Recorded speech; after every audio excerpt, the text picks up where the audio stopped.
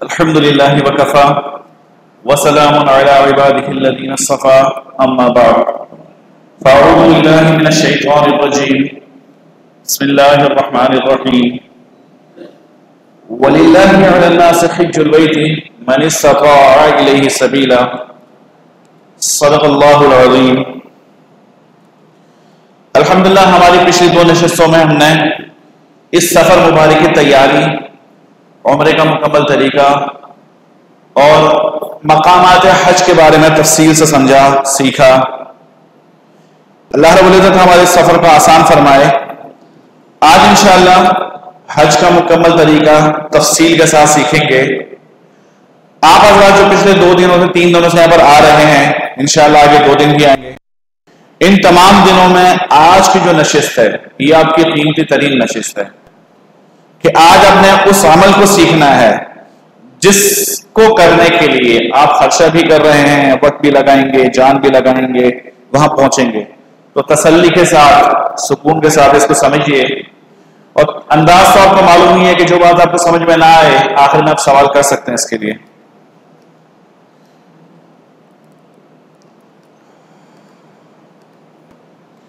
अल्लाह रब्बुल इज़्ज़त ने इस फरीज़े की अदायगी के लिए हम इंसानों की सहूलत के पेश नजर 3 तरीकों का हज नबी अकरम सल्लल्लाहु अलैहि वसल्लम के जमाने से अब तक जो जारी है, 3 तरीकों से इसको वाज़ेह फरमाया। उसमें से एक तरीका हज क़िरान है, दूसरा हज तमत्तु और तीसरा हज इफराद। 2 के बारे में सिर्फ तारीफ बताऊंगा और तीसरा जो हम हज करते हैं उसका तफसीली तरीका इंशाअल्लाह हम बताते हैं। सबसे पहले हज क़िरान को देखते हैं। हज क़िरान दरअसल एक एहराम में उम्रा और हज करने का नाम है। यानी पाकिस्तान से जाएंगे और यहां से उम्रा हज दोनों की नियत करके एहराम बांधेंगे, वहां जाकर उम्रा करेंगे, उम्रा करने के बाद हलक नहीं करवाएंगे, हालत एहराम में रहेंगे। फिर जब हज के अय्याम आएंगे उस वक्त उसी एहराम में हज करेंगे। फिर कुर्बानी करने के बाद आप सर मुड़वाएंगे और इस एहराम को आप खत्म करेंगे। इसको कहा जाता है हज क़िरान।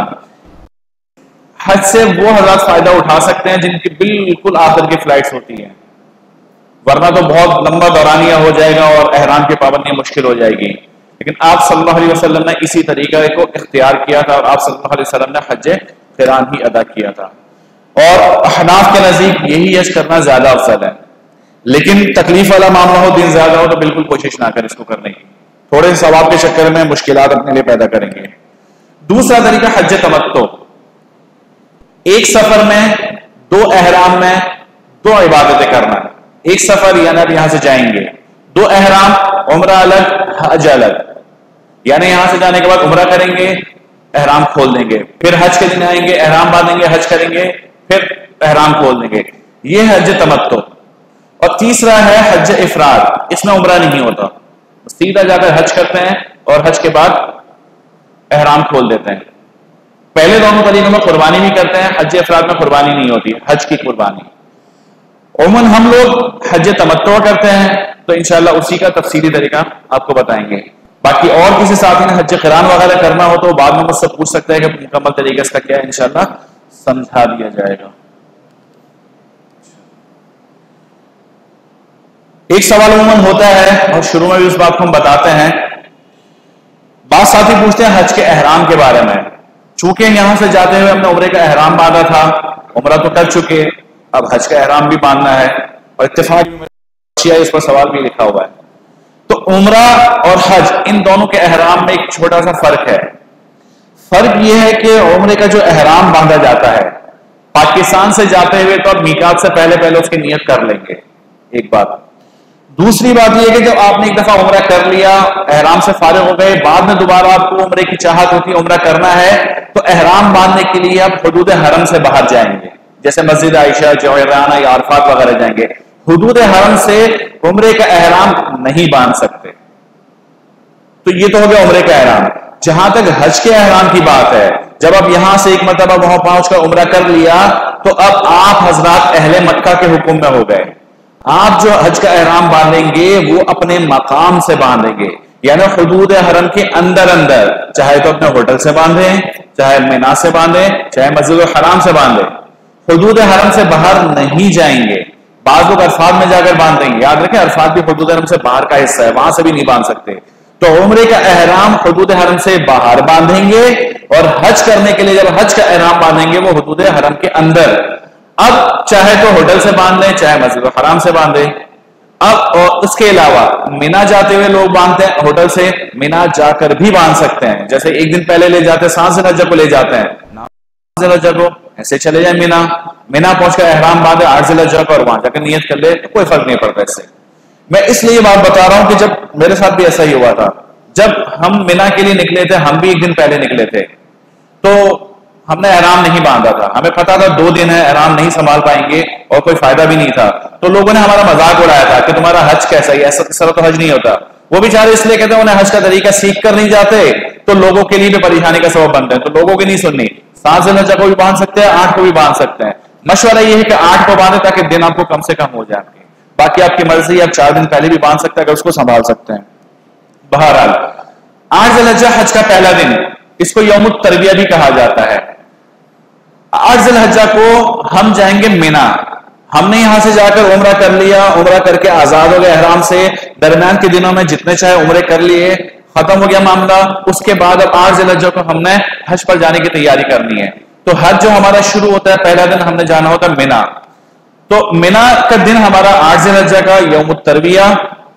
मिना जाने से पहले हमें यह देखना होगा कि मिना दरअसल है कहां पर। ऐसा तो हम वहां पर पहुंचे, बैठे हुए अरफात में हो, हमारे साथ तो टूर एजेंट है तो बहुत अच्छी बात है, मैं लेकर चला जाएगा। वो लोग जो गवर्नमेंट पैकेज से जाते हैं या ऐसे के साथ जाते हैं जो वहां जाकर उनको पूछता ही नहीं है, वो बेचारे परेशान होते हैं, कभी कहीं बैठते हैं कभी कहीं बैठते हैं। तो ऐसे साथी भी अगर यहां पर बैठे हैं तो उन तमाम मकामात की मैं निशानदेही बता दूंगा कि अगर वो मिना जाते हैं, अरफात जाते हैं, मुजल्फा जाते हैं, तो किस चीज को देखकर उन्होंने वहां पर ठहरना है। तो मिना जब आप पहुंचेंगे तो मिना की निशानी इस तरह के ब्लू बोर्ड होंगे। इन बोर्ड्स के ऊपर 2 ज़बानों में लिखा भी होगा। तो इन बोर्डों के यानी बिदाया मिना, निहाया मिना, मिना स्टार्ट्स और मिना एंड, तो इन बोर्डों के दरमियान में रहना है। तो इसका मतलब यह कि इस वक्त मिना नहीं है, तो मिना की निशानी ये ब्लू बोर्ड्स होंगे, इनके अंदर अंदर आप हजरात ने वहां पर अपना कयाम करना है। इसके अलावा इन 2 स्लाइडों को अच्छी तरह समझिए, आप मर्द हजरात भी और नीचे जो खवातीन खास करके वो, इसलिए कि मिना में और अरफात में, खास करके मिना में अक्सर ये वाकयात होते हैं, हाजी बिछड़ जाते हैं, खेमे सारे एक जैसे होते हैं, गुम जाते हैं, खवातीन वॉशरूम जाती हैं, वापसी पहुंच नहीं पाती हैं, बच्चे होते हैं साथ, वो वॉशरूम जाते हैं, वापसी नहीं पहुंच पाते। इन स्लाइडों को अच्छी तरह देखने दो, तो वहां पर जितने भी बोर्ड लगे हुए हैं, पढ़ने का तरीका आपको आ जाएगा। फिर बिला झिझक पूरे मिना में आप घूमें, इंशाल्लाह पहुंचेंगे अपने मकाम पर। हम गलती क्या करते हैं, यहां से हम सिर्फ ये देखकर जाते हैं हमारा मकतब नंबर क्या है। बाज कहते हैं हमारा मकतब नंबर 65 है, बाज कहते हैं 110 है, बाज कहते हैं 40 है। तो ये फकत मकतब नंबर याद कर लेना काफी नहीं है, ये कोई अच्छी मालूमात नहीं, इतना मालूम कर लेना। तो समझिए मिना में जितने भी सड़कें हैं उन तमाम के नंबर होते हैं, सड़कों के भी नंबर है, छोटी के भी नंबर है। बड़ी सड़कें जितनी भी है उसके 2 हिस्सों में नंबर है। जैसे यहां पर रोड 68 लिखा हुआ है, अब 2 हिस्सों के नंबर का मतलब ये कि बड़ी रोड का नंबर है। जैसे हमारे यहां भी होता है ना, बड़ी रोड के अंदर एक छोटी रोड निकलती है, तो बड़ी रोड का नंबर 68 है। इसी के साथ एक छोटी रोड निकलेगी, छोटी रोडों के जितने भी नंबर होंगे वो 3 हिस्सों में होंगे। जैसे यहां पर 629 लिखा हुआ, स्पीड लिखा हुआ है, शारे लिखा हुआ है, शारे का मतलब भी रोड है, तरीक का मतलब रास्ता है, ये रोड है। तो बड़ी रोडों का नंबर 2 हिस्सों में, छोटी रोडों का नंबर 3 हिस्सों में लिखा होगा। तो पहले तो इस बोर्ड को समझ लीजिए कि हमने रोड नंबर कैसे पढ़ना है, पहला मरहला।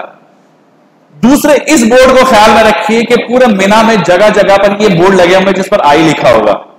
इसका मतलब यह है कि इस बोर्ड के नीचे ऐसा अमला बैठा हुआ है जो आपकी रहनुमाई करेगा। आप गुम जाते हैं, कुछ और मामला हो जाता है, बैग गुम जाते हैं, साथी बिछड़ जाते हैं, इस बोर्ड के नीचे आ जाएं, यहां पर अमला बैठा होगा, वो आपकी रहनुमाई करेगा। तो इस निशान को भी अच्छी तरह याद रखें। इसके अलावा पाकिस्तानी खुद्दामुल हज्जाज का अमला भी वहां पर बैठा होता है, इस तरह के बोर्ड्स लगे होते हैं वहां पर, उर्दू में भी लिखा होता है। तो अगर कोई किसी तरह का मसला हो तो इन बोर्ड्स को देख लें, इस तरह लिखा हुआ होगा वहां पर, वहां पहुंचें और उनसे रहनुमाई तलब करें। तो इंशाल्लाह यहां से भी आपको रहनुमाई मिल जाएगी। इसके अलावा इस बोर्ड को अच्छी तरह समझिए, वहां पर जब पहुंचेंगे तो अगर आप अपना मकतब नंबर फकत याद करके पहुंचते हैं तो वहां मकतब नंबर तरतीब से नहीं होते हैं। 1 के पीछे 10 हो सकता है, 10 के पीछे 50 हो सकता है, 50 के पीछे 20 हो सकता है। तरतीबवार वहां पर मकतब नंबर नहीं होते। तो फकत मकतब नंबर याद करके जाएंगे तो परेशान होंगे, गुम जाएंगे। वहां पर मिना में हर मकतब का एक मखसूस पोल नंबर होता है, उसी पे उसका रोड नंबर भी लिखा होता है और उस खंबे का नंबर भी होता है। जैसा कि आप इस पोल को देखिए, पूरे मिना में हर रोड के ऊपर इस तरह के पोल लगे हुए होंगे। इस पोल के ऊपर ये जो निशान है खैमे का निशान बना हुआ है, तो इसका तो हमें फिलहाल कोई काम नहीं है, सिर्फ निशानदेही के लिए।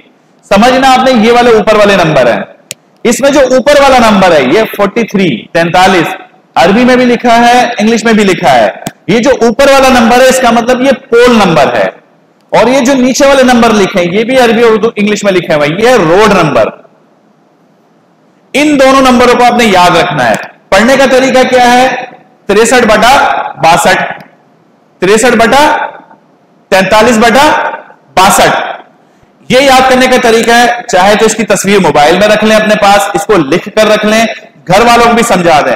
बस आपने सिर्फ ये याद रखना है, ये पोल सारे तरतीब से होते हैं। अगर आपको ये याद होगा तो पोल देखते हुए अपने मकाम पर आप पहुंच जाएंगे। तो वहां पहुंचकर सबसे पहला जो आपने काम करना है मिना में, इसकी तस्वीर उतार कर मोबाइल में सेव करनी है। तो इंशाल्लाह फिर वहां पर आप ये गुमशुदगी वाला मामला वहां पर नहीं होगा।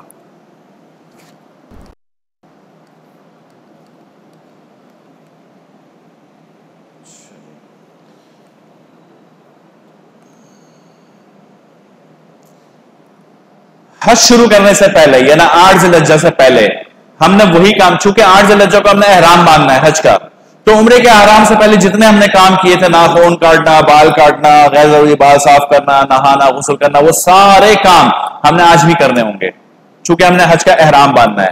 और उसके बाद हमने जो है तैयारी शुरू कर देनी है मिना जाने की।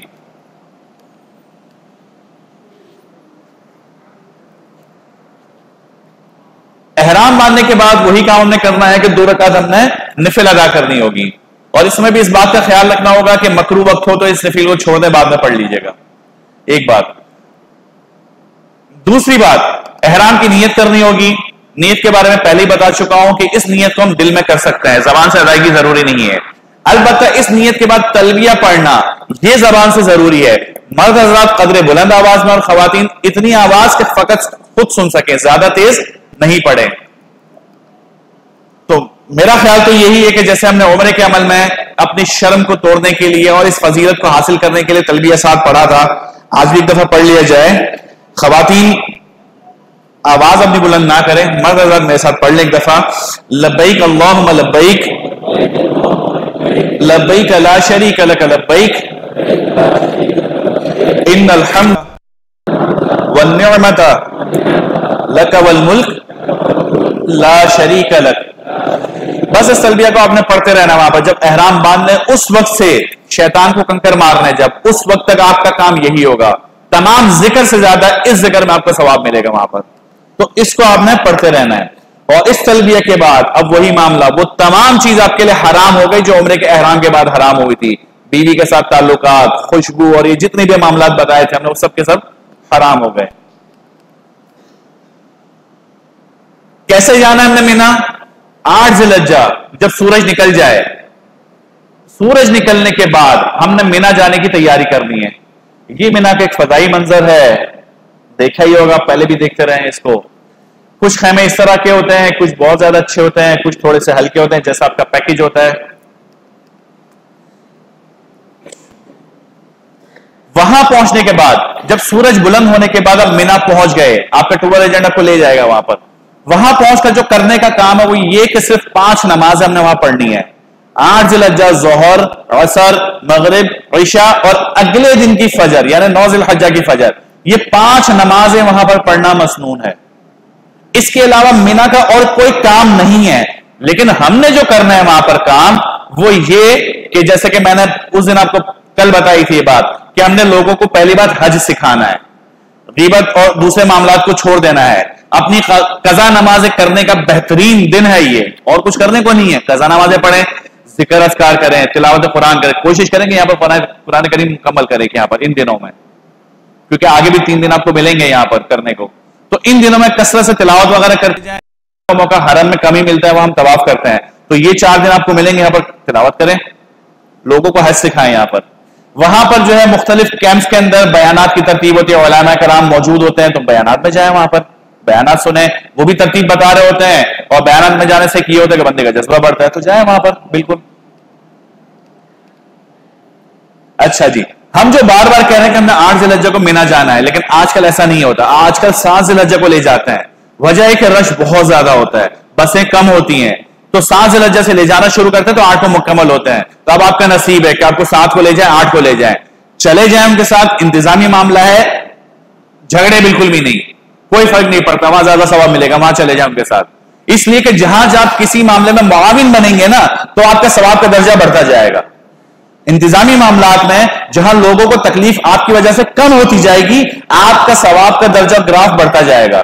तो यहां आपके जल्दी जाने से लोगों की तकलीफ कम होगी, तो चले जाएं उनके साथ, बहस मुआयसा ना करें, और वहां जाकर अपनी इबादत करते रहें।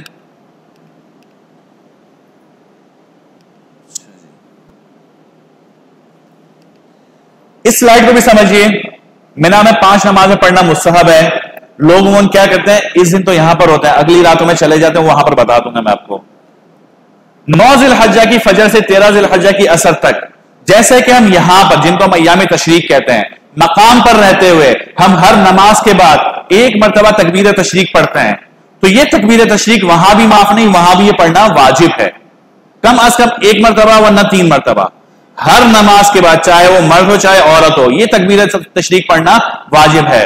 तो हर नमाज के बाद यह तकबीर तशरीक, अल्लाहु अकबर अल्लाहु अकबर ला इलाहा इल्लल्लाह वल्लाहु अकबर अल्लाहु अकबर वलिल्लाहिल हम्द, ये तकबीर तशरीक कम अज कम 1 मरतबा वरना 3 मरतबा पढ़ना वाजिब है। तो इन दिनों में 9 ज़िलहज्जा से 13 ज़िलहज्जा की असर तक ये पढ़ना वाजिब है। इसका ख्याल रखें, उमन हाजी इसको भूल जाता है, छोड़ देता है। तरीका यही होगा, नमाज के बाद एक दफा ये पढ़े और फिर तलबिया पढ़े।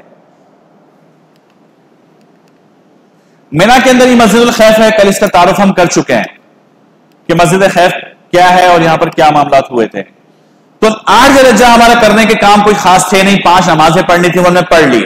फजर के अगले दिन 9 ज़िलहज्जा की फजर की नमाज भी हमने पढ़ ली। अब यहां से हमारा अरफात जाने का वक्त आ चुका, तो मालूम यह हुआ कि मिना का कोई इतना खास काम हमारा नहीं है। अगर कोई इसको बनाना चाहे तो बना सकते हैं, जिक्र अस्कार और तिलावत और इबादत के जरिए, तो बेहतरीन मौका ही है।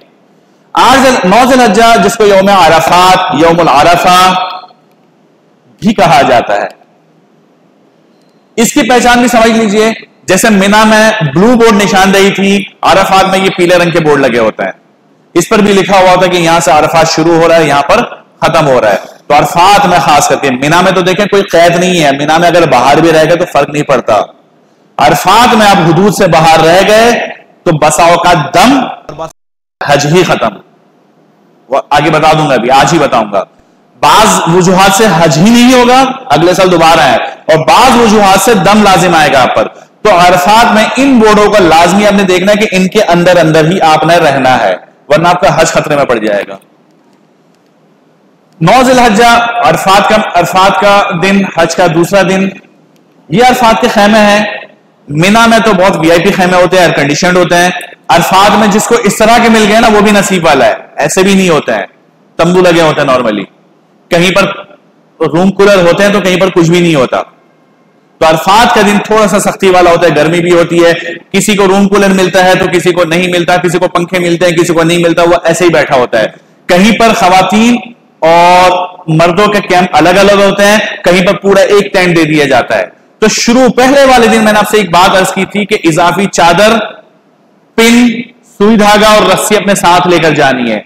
वो खास करके इस दिन आपको काम आएगी कि अगर आपको ऐसा खेमा मिल जाता है, ऐसा टेंट मिल जाता है जिसमें मर्द और खवातीन दोनों एक साथ है, तो वो चादर आपको बीच में बांधने के काम आएगी कि मर्द हज़रात एक तरफ बैठ जाए, खवातीन एक तरफ बैठ, क्योंकि पूरा दिन गुजारना है, आप आराम भी वहां पर करेंगे, सोएंगे भी और इबादत भी करेंगे, तो दोनों अलग अलग होंगे। तो खवातीन भी जो है बिल्कुल आसानी के साथ अपनी इबादत कर सके, कुछ देर वो आराम भी कर सके। तो ये छोटी छोटी चीजें बताई थी, जरूर अपने साथ वहां पर लेकर जाए। मिना से अरफात आपने जाना है किस दिन? 9 ज़िलहज्जा की फजर आपने पढ़ ली, उसके बाद थोड़ा सा उजाला हो जाए यानी सूरज निकल जाए, सूरज निकलने के बाद तलबिया पढ़ते हुए अरफात चले जाना आपने। जब जब आपका सफर होगा, मक्का से मीना जाना, मीना से अरफात जाना, अरफात से मुजल्फा जाना, मुजल्फा से फिर मीना आना, इन तमाम मौकों पर याद रखे रास्ते में करने का आपका एक ही काम है, वो तलबिया पढ़ना। तलबिया बिल्कुल नहीं भूलना, पढ़ते रहना है। इसको इस तरह समझिए कि तलबिया हाजियों का तराना है, जिस तरह हम तराने से पढ़ते हैं ये भी पढ़ते जाना है। अलबत्ता खवातीन आहिस्ता पढ़ें। यहां पर भी यही मामला होता है, जैसे कि मैंने बताया कि 9 ज़िलहज्जा की फजर की नमाज पढ़ने के बाद, उजाला होने के बाद अब आपने अरफात जाना है। लेकिन यहां पर भी यही होता है कि आपको रात को ही मौल्लिम हजरात ले जाता है, यानी मिना की 5 नमाजें मुकम्मल नहीं होने देते। बास को मगरिब के बाद 8 ज़िलहज्जा को, और बास को ईशा की नमाज के बाद, बास को रात को 2 बजे लेकर जाते हैं। तो चले जाएं उनके साथ, यहां भी आपने झगड़ना नहीं, इसलिए कि मिना में ठहरना कोई फर्ज और वाजिब नहीं है, सुन्नत अमल है। और सुन्नत को इस वजह से छोड़ा जा सकता है कि दूसरों के लिए राहत का सबब बन रहा है आप। क्यों? तमाम हाजियों को मीना से अरफात मुंतकिल करेंगे वो, और बसें कम होती है। जब बस यहां से निकलती है मीना से अरफात, यहां से जाकर वापसी आने का जो कम से कम वक्त होता है वो 1.5 घंटा होता है। अब सोचें 1.5 घंटे में वो बसें वहां से जाकर वापस आती हैं तो कितना वक्त लगेगा। अगले दिन जाकर शाम को पूरी हो जाती हैं वो। तो अगर आपको एक दिन पहले ले जाएं तो चले जाएं, उनके साथ झगड़ना आपने नहीं है।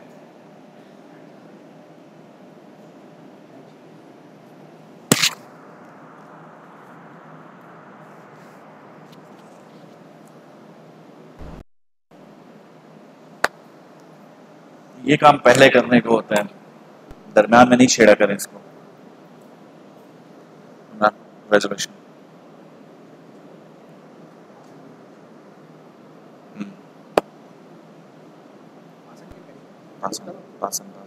पहले तार खींच लो, तार वहां से खींच लो, पहले तार खींचो, पीछे करो इसको, पीछे।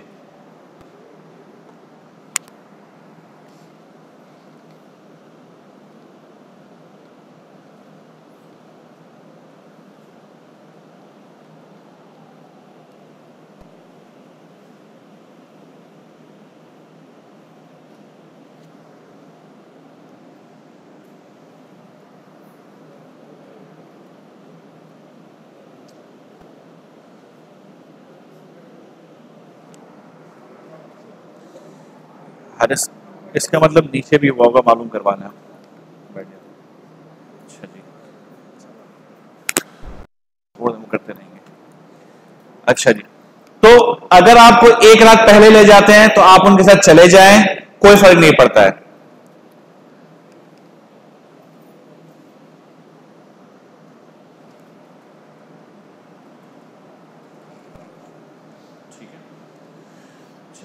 वुकूफ अरफात का वक्त, मिना का तो कोई खास वक्त है नहीं, वहां पर किसी भी वक्त जाते हैं और अब कोई मसला नहीं है वहां पर। ये दरवाजा सामने बंद कर, रोशनी आंखों में आ रही है, सामने वाला दरवाजा, ये सामने वाला दरवाजा जी, जज़ाकल्लाह। वुकूफ अरफात का वक्त 9 ज़िलहज्जा ज़वाल के बाद, यानी यौमुल अरफा जिसको कहा जाता है, हज वाला दिन, ज़वाल के बाद से, तवज्जो यहां पर रखें, छोड़ देना करने दे जो करते हैं, ज़वाल के बाद से 10 ज़िलहज्जा की सुबह सादिक तक, 9 ज़िलहज्जा ज़वाल के बाद 10 ज़िलहज्जा सुबह सादिक तक, ये वो वक्त है कि इस दौरान लम्हे भर के लिए अरफात के मैदान में पहुंचना जरूरी है। अरफात के मैदान के लिए 2 बातें जहन में रखिए। एक है फर्ज वक्त, इसको गौर से समझिए, गलती ना कर जाइएगा, क्योंकि इस दिन का ताल्लुक आपके हज से है। यहां गड़बड़ हुई तो हज ही खत्म हो गया, अगले साल फिर आना पड़ेगा। तो इस बात को अच्छी तरह समझिए। अरफात के मैदान में 2 बातें हैं, एक तो अरफात का फर्ज वक्त है वकूफ का, एक है वाजिब वक्त। फर्ज से मुराद यह है कि थोड़ी सी देर के लिए, लम्हे भर के लिए वहां पर आप पहुंच गए, आपका हज हो गया। 9 ज़िलहज्जा ज़वाल के बाद, यानी वहां पर जोहर से 10-12 मिनट पहले जो अजानें होती हैं वहां पर, उससे 10-12 मिनट पहले, उस वक्त से अगले दिन की सुबह सादिक तक लम्हे भर के लिए आप अरफात में पहुंच गए, आपका हज हो गया। तो यहां तक का मामला तो सही है। लेकिन अब है अगला बात, इसके इसकी अगली बात, इसका वाजिब वक्त क्या है? 9 ज़ुल्हज्जा ज़वाल के बाद से सूरज गुरूब होने तक, यानी उसी दिन मगरिब के वक्त तक अरफात के मैदान में रहना वाजिब है। अगर आप मगरिब से पहले निकल गए किसी भी वजह से, मजबूरी में, किसी काम से, या ऐसे मटर गश्त करने निकले में भटकते हुए बाहर निकल गए, तो आप पर दम लाजिम हो जाएगा। हज तो हो जाएगा इसलिए कि लम्हे भर के लिए अरफात के मैदान में आना फर्ज था, वो आप आ गए। अब उसमें आप चाहे बैठे हैं, सोए हैं, चलते हुए आए, दौड़ते हुए आए, हवाई जहाज से आए, नीचे को स्ट्रेचर पर लेकर आ रहा है, बेहोशी की हालत में आ रहा है, इन तमाम मामलात में आपका वुकूफ अरफा हो गया, फर्ज आपका अदा हो गया। लेकिन उस दम से बचने के लिए वाजिब वक्त पूरा गुजारना जरूरी है। वो क्या है कि गुरूब होने तक आपने पर रहना है। क्या मसला है? ये काम पहले किया करें, बीच में तंग ना किया करें लोगों को। सूरज गुरूब होने से पहले सूरज गुरूब होने तक आपको अरफात के मैदान में रहना वाजिब है। अगर इससे पहले निकल गए तो दम लाजिम आ जाएगा। दूसरी सूरत यह है कि किसी वजह से आप बाहर चले गए तो कोशिश करें दोबारा मैदान में आ जाएं। दोबारा मैदान में आ गए, गुरूब होने तक ठहर गए तो दम साकित हो जाएगा, खत्म मामला हो गया। तो खुलासा यह हुआ कि लम्हे भर के लिए आना फर्ज और जवाल से लेकर गुरूब तक ठहरना वाजिब है। किसी वजह से निकल गए तो वापस आ जाएं, वापस नहीं आते तो दम देना पड़ जाएगा, लेकिन हज आपका हो जाएगा। अरफात का पूरा मैदान कहीं भी वकूफ कर सकते हैं। जो पीले बोर्ड्स मैंने बताया, इनके दरमियान किसी भी जगह बैठकर आप वकूफ कर सकते हैं। अलबत्ता एक है वादी औराना, ये वादी औराना है, ये मस्जिद नमीरा है। मस्जिद नमीरा की दीवार के बिल्कुल मुत्तसिल एक मैदान सा है, बड़ी सी वादी है, वादी औराना है। यहां ठहरना जायज नहीं है, इसलिए कि यह अरफात के मैदान से बाहर का हिस्सा है, यह अरफात के मैदान में शामिल नहीं है। तो चूंकि मैदान से बिल्कुल मुत्तसिल वादी है ये, तो लोग गलती से यहां पर जाकर ठहर जाते हैं। तो जो यहां पर ठहरेगा तो फिर अपना वक्त देख ले कि किस वक्त ठहरता है, अरफात के मैदान में गया है नहीं गया, उस एतबार से मसला पूछ सकता है वो। तो इस वादी में ठहरना जायज नहीं है। यह मस्जिद नमीरा, इस स्लाइड को भी अच्छी तरह समझिए। मस्जिद नमीरा सवाल भी मुझसे होता है ये, चूंकि वहां पर इमाम, हज का इमाम 2 नमाजें इकट्ठी पढ़ाता है, हज का खुतबा भी यहीं से होता है, जोहर और असर जमा करके पढ़ाते हैं वहां पर। तो लोग उस नमाज को पढ़ने के शौक में वहां पर जाते हैं। जब वहां पर जाते हैं तो बहुत सारी मुसीबतें सर पर लेकर आते हैं, बहुत सारी, एक नहीं बहुत सारी। 1-2 का तस्करा सिर्फ करूंगा मैं यहां पर, ताकि उस शौक को आपको यहीं पर मार दूं, वरना ये शौक खत्म नहीं होता उमन। क्यों? हमारे जहन में बहुत सारा सवाब लेने का चक्कर होता है, वो सवाब लेने के चक्कर में मुसीबत सर पर लाते हैं। वो क्या? पहली बात तो समझिए कि यहां पर 2 नमाजें पढ़ना उलमाए अहनाफ के नजदीक वाजिब नहीं है, सिर्फ सुन्नत का दर्जा रखता है, पहली बात। दूसरी बात, अगर आप वहां पर जाएंगे तो मैंने पहले ही आपको अर्ज किया है कि अरफात के मैदान में को कोई खास नंबर वगैरह नहीं होता है। वहां पर अगर आप गए, पीछे बीवी को, घर वालों को, अम्मा अब्बा को छोड़कर गए, वापसी नहीं पहुंचेंगे। हमारे साथ भी यही हुआ था, अल्हम्दुलिल्लाह हुआ था, और पूरे खानदान को हम लेकर चले थे, हम भी परेशान, वो भी परेशान। मिना जाकर मिले थे दोबारा। वो तो अल्लाह का शुक्र है, कुछ जवान हमारे साथ ऐसे थे समझदार जिन्होंने जाकर उनको ढूंढ लिया था, वरना नहीं मिलते हैं। और बीवी अगर अकेली रह गए ना खाने में तो अल्लाह की पनाह है, थोड़ी सी डरपोक हो तो वहीं से आपको वहीं दफना कर वापस आना पड़ेगा। तो ना जाए वहां पर, कोशिश ना करें अरफात के मैदान में या मस्जिद नमीरा जाने की कोशिश ना करें, कोई फर्ज नहीं है वहां पर। तो पहली मुसीबत तो ये। दूसरी मुसीबत यह है कि जैसे आपको लाइन नजर आ रही है मस्जिद नमीरा की, मस्जिद नमीरा का ये जो हिस्सा है ये अरफात के मैदान के अंदर है। ये हिस्सा बाद की एक्सटेंशन है, बाद में इजाफा हुआ, ये अरफात की हुदूद में है ही नहीं, शामिल ही नहीं है। ये एक्सटेंशन बाद की है। अंदर बोर्ड भी लगे हुए हैं मस्जिद के अंदर, लेकिन हम गफलत करते हैं, हम देखते नहीं है। अंदर जाने के शौक में जो बंदा यहां पर नमाज पढ़ने जाता है, 2 कामों में से एक काम जरूर करता है, या तो उस पर दम वाजिब हो जाता है या उसका हज ही फासिद हो जाता है। हज फासिद कैसे होता है? चूंकि हम 1 रात पहले पहुंचते हैं वहां पर, 1 रात पहले पहुंचकर अरफात के मैदान से होते होते हम वहां पर पहुंच जाते हैं। तो अरफात के वकूफ का जो वक्त है वो जवाल के बाद शुरू होता है। पहले यहां पर आप कुछ भी करते रहें, नमाजें पढ़ पढ़ के मुसल्ला खत्म कर दे, लेकिन वो वकूफ आपका शुरू नहीं हुआ। वकूफ शुरू होगा 9 ज़िलहज्जा की ज़वाल के वक्त से। इससे पहले हम पहुंचते हैं वहां पर मस्जिद नमीरा चले जाते हैं कि मस्जिद खाली होती है, सुकून की जगह देखते हैं, और खास करके ये जो जगह है ना बाहर वाला हिस्सा, ये जो है खाली होता है, वहां जाकर हम बिस्तर लगाकर सो जाते हैं, पूरा दिन यहां पर गुजारते हैं। और मैंने क्या कहा कि अरफात में लम्हे भर के लिए पहुंचना फर्ज है, लम्हे भर का वकूफ फर्ज है। अब वो फर्ज हुआ नहीं, फर्ज नहीं हुआ तो क्या हुआ? हज खत्म, हज ही नहीं हुआ, अगले साल दोबारा आए, मामला खत्म। या दूसरी सूरत यह होती है कि यहां बाहर वाले हिस्से में आप आए और लम्हे भर के लिए कुछ देर के लिए यहां पर भी आ गए, तो क्या होगा? यहां पर आने के बाद आप यहां पर आ गए, यहां से मगरिब को निकले, चूंकि यहां से रास्ता आसान है जाना, तो मगरिब को यहां से निकले, तो जो वाजिब वक्त आपने ठहरना था अरफात में वो नहीं ठहरे। जब वो नहीं ठहरे तो दम देना पड़ जाएगा, 450 रियाल बकरा।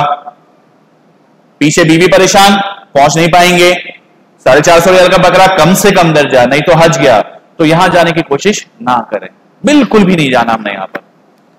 तो बाहर एक छोटी सी तंबीह थी जो बताना जरूरी थी यहां पर। ये एक मंजर है छोटा सा, हुज्जाज पैदल भी जा रहे होते हैं, यहां से जाना चाहे जा सकते हैं, ज्यादा नहीं है, 6.5 किलोमीटर का फासला है।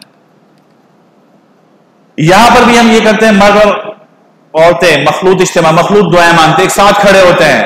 हमने ये भी देखा है कि खवातीन जो अपने मर्दों के हाथों में हाथ रखकर दुआएं मांग रही होती है।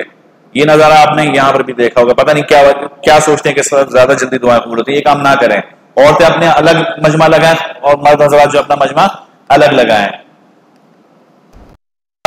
खवातीन इस बात को भी गौर से समझिए, इस बात को हमने उम्रे में भी कुछ बताया था, चूंकि यहां पर हज है तो इस बात को समझिए। पूरे हज में पहले तो खवातीन इस बात को समझिए कि हज शुरू करने के लिए, हज का एहराम शुरू करने के लिए उनका पाक होना जरूरी नहीं है। अगर खवातीन के मखसूस अय्याम शुरू हो जाते हैं, परेशान ना हो, हज का एहराम बांध ले। वो पूरे हज में कोई काम ऐसा नहीं है जो पाकी में करना जरूरी है इनके लिए, सिवाय एक काम के, वो तवाफ ज़ियारत। उसमें भी उनको छूट मिल जाती है। तवाफ ज़ियारत जब हमारे शुरू होगा उसको मैं बता दूंगा क्या। सिर्फ इतना समझिए कि सिवाय तवाफ ज़ियारत के पूरा का पूरा हज नापाकी की हालत में कर सकती हैं। वो कहीं भी पाक होना उनका जरूरी नहीं है। तो मखसूस अय्याम शुरू हो, मखसूस अय्याम शुरू हो तो वो हज का एहराम बांधे हो जाए, वहां पर कोई मसला नहीं है।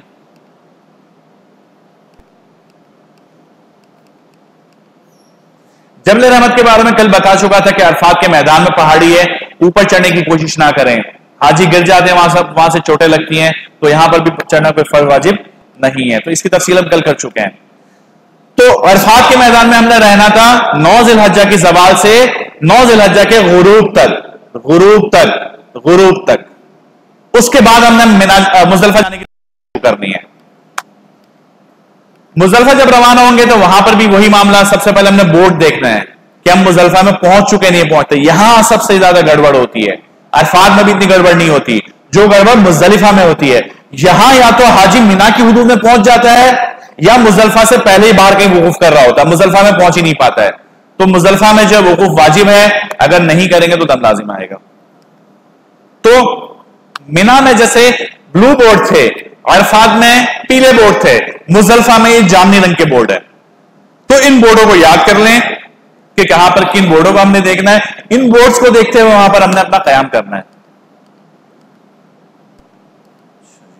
अरफात में हमने गुरूब आफ्ताब का इंतजार करना है, गुरूब से पहले हमने नहीं निकलना। फिर तलबिया कहते हुए, जिक्र अस्कार करते हुए हमने मुज़दलिफा की तरफ रवाना होना है।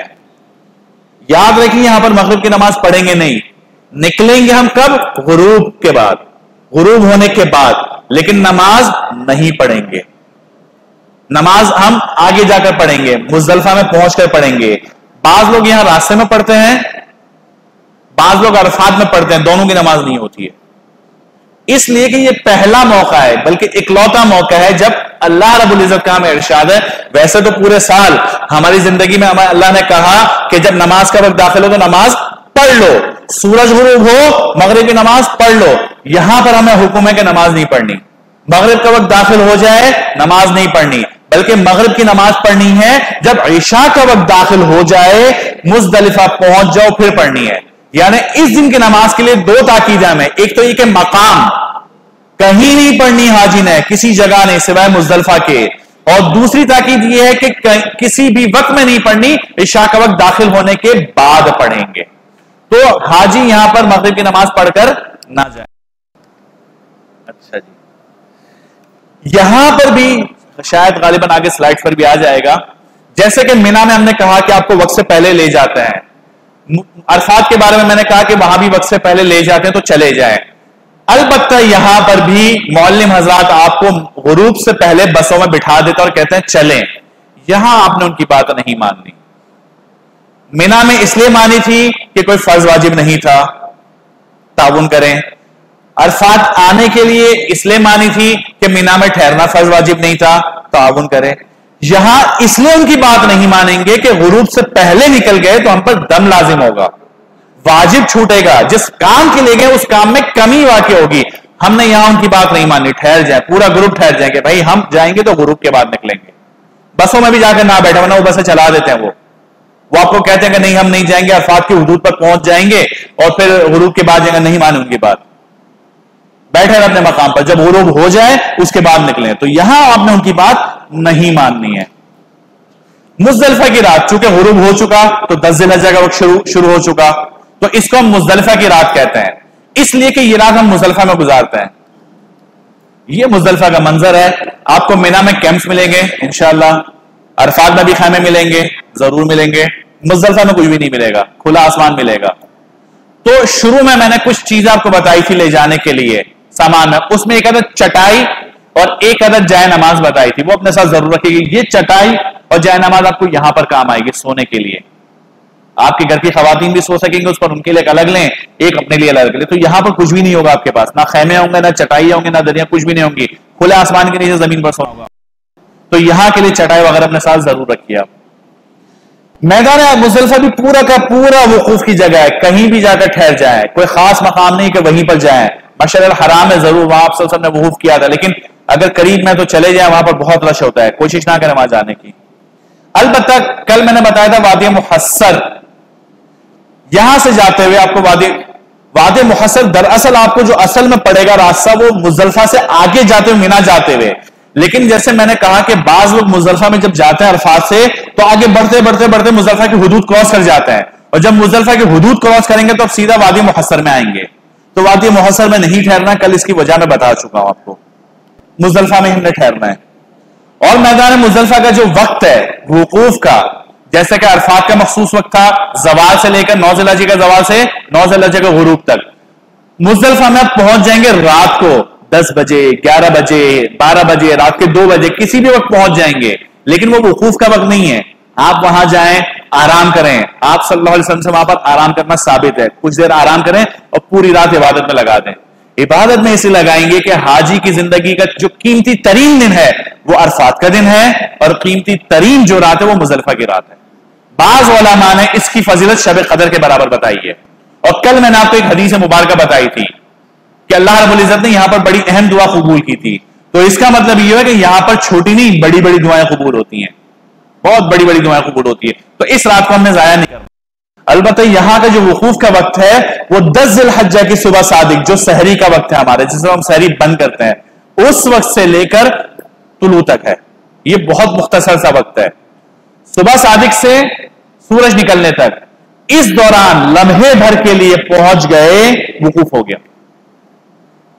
लम्हे भर के लिए इस वक्त में वहां पर हम पहुंच गए, हमारा वकूफ हो गया। और ये वाजिब है, अगर वहां पर नहीं गए वाजिब छूटा, वाजिब छूटा तो दम आएगा।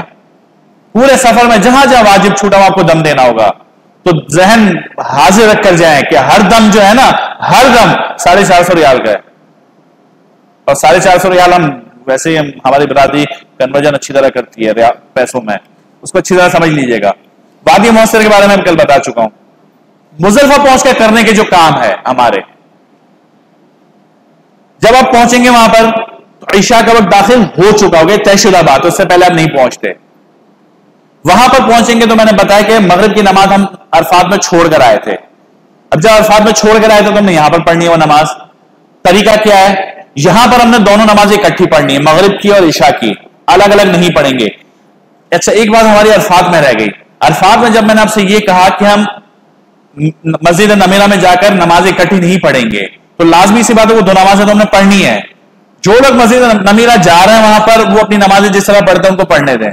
हमने जो नमाज पढ़नी है अरफात के मैदान में, वो जोहर की नमाज जोहर के वक्त में और नमाज असर के वक्त में, वहां वो लोग दोनों नमाजें इकट्ठी पढ़ेंगे एक ही वक्त में। हमने उनको फॉलो नहीं करना। हमने अरफात में जोहर की नमाज जोहर के वक्त में, असर की नमाज असर के वक्त में, लेकिन जमात के साथ अपनी जमात वहां पर करेंगे। जो लोग मुकीम होंगे वो पूरी नमाज पढ़ेंगे, जो मुसाफिर होंगे वो कसर करेंगे, लेकिन पढ़ेंगे जमात के साथ। वैसे ही मुजदलिफा में भी जब आप पहुंचेंगे तो यहां पर हमने दो नमाज इकट्ठी पढ़नी है, लेकिन इशा के वक्त में। तरीका क्या है?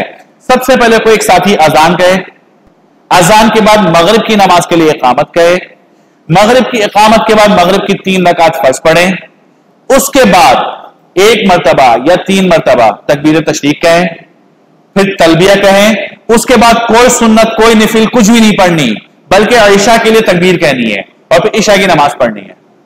खुलासा यह हुआ कि मगरिब और इशा की नमाज के दरमियान में कोई सुन्नत कोई नवाफिल नहीं है, सिर्फ तकबीर तशरीक और तलबिया पढ़नी है बस। पहले अजान, फिर मगरिब की इकामत, फिर मगरिब की नमाज, फिर तकबीर तशरीक, फिर तलबिया, फिर इशा की नमाज, और उसके बाद फिर तकबीर तशरीक, फिर तलबिया, और उसके बाद जितनी चाहे सुन्नतें नवाफिल और वाजिबात जो कुछ पढ़ना चाहते हैं पढ़ सकते हैं। पूरी रात आप इबादत में गुजारते, कोई नहीं रुकता। तो आपने मगरिब की नमाज अरफात में पढ़कर नहीं आनी, और यहां अगर आपने उसको अदा करनी है।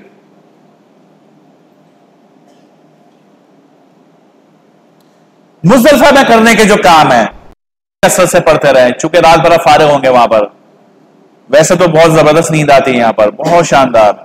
मुजदलिफा बड़ी मुबारक रात है, यहां सोने का भी अपना मजा है, यहां इबादत का भी अपना मजा है। नींद भी ऐसी आएगी कि शायद आप मरते दम तक ऐसी नींद का मजा ना ले सकें, और इबादत का मजा भी ऐसा आएगा कि दुनिया में कभी मौका नहीं मिलेगा आपको ऐसी इबादत का। इंशाल्लाह ऐसी इबादत यहां पर होती है। तो यहां दुरूद शरीफ, इस्तिग़फ़ार, तिलावत कुरान करीम और तलबिया कसरत से करते रहें, दुआएं मांगते रहें। जो दुआएं यहां कबूल होती हैं वो कहीं और नहीं होती कबूल दुआएं। अब रात गुजर गई और हज का तीसरा दिन शुरू हो गया। 8 ज़िलहज्जा पहला, 9 ज़िलहज्जा दूसरा और 10 ज़िलहज्जा जो हमारा तीसरा दिन शुरू हो गया हमारा। यहां जो है नमाज फजर, मैंने कहा यहां का वकूफ का जो वक्त है वो सुबह सादिक से शुरू होता है, तो अव्वल वक्त में आपने नमाज फजर अदा कर लेनी है, बिल्कुल इब्तिदाई वक्त में। नमाज फजर के बाद अब ये वकूफ का वक्त आपका शुरू हो गया। यहां अब आपने नवाफिल तो जाहिर सी बातें नहीं पढ़ेंगे, अब एक ही काम है, या तो जिक्र अस्कार करें या अल्लाह को राजी करना शुरू कर दें, अल्लाह को मनाना शुरू करें, गिड़गिड़ा कर अल्लाह को राजी करें। मांगे अल्लाह से जितना मांग सकते हैं यहां पर मांगे। दुनिया मांगिए, आखिरत मांगिए, जिसकी शादी नहीं वो बीवी मांगिए, शौहर मांगिए, जिसके औलाद मांगे, जिनके बच्चे नाफरमान है वो उनके लिए आफियत मांगे। जो कुछ मांगना चाहते हैं मांगे, अल्लाह वहां पर देने वाला मौजूद है। तो ये बहुत मुख्तसर वक्त है, इस मुख्तसर वक्त में वहां पर आपको जाना जरूरी है, वाजिब है वहां पर। अच्छा, यहां पर मैंने पहले दिन आपसे कहा था कि हज के दिनों में आपको हर दूसरा आदमी मुफ्ती मिलेगा। हर दूसरा आदमी जिसने अगर कोई 1-1.5 किताब पढ़ ली होगी ना, अब फतवे देना शुरू कर देता है, और उसका नुकसान ही होता है, याद रखिएगा इस बात का।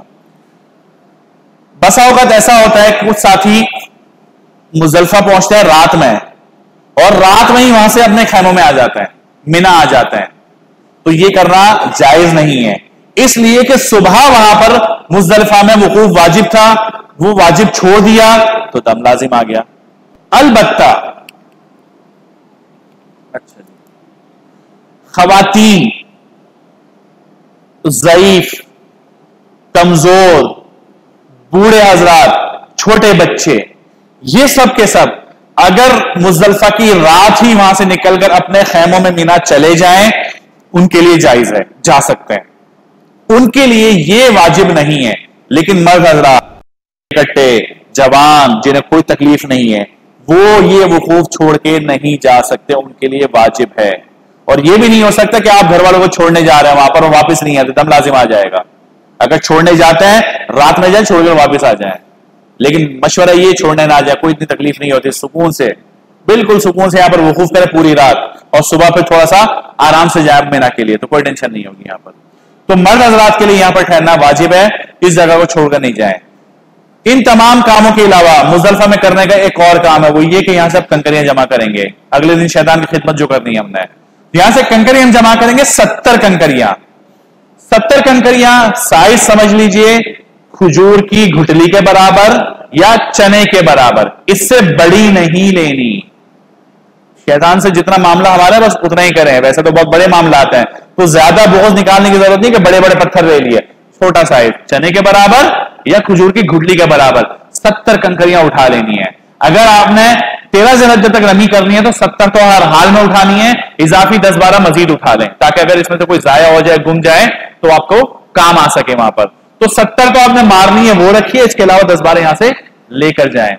अब ये कंकरियां जो है मुजदलिफा से उठाना मुस्तहब अमल है, रास्ते से भी उठा सकते हैं, रास्ता चलते हुए उठा लें। अलबत्ता इन कंकरियों को उठाकर धो लीजिए इसको एक दफा, ऐसे ही इसको जमा ना करें। धोने के बाद उसको अपने पास थैली में जो हमने बताई थी पहले दिन, उस थैली में इसको रख लीजिए। साइज आपके सामने यहां पर मौजूद है, ये बेहतरीन साइज है कंकरियों का, इससे बड़े हमने नहीं लेने हैं। मुजदलिफा सुबह हमारा वकूफ हो गया, अब हमने जाना है दोबारा मीना। मुजदलिफा जब मीना आएंगे तो ये कुछ मनाजिर हैं जाने के, तो इस तरह हुज्जाज वहां से जा रहे होते हैं।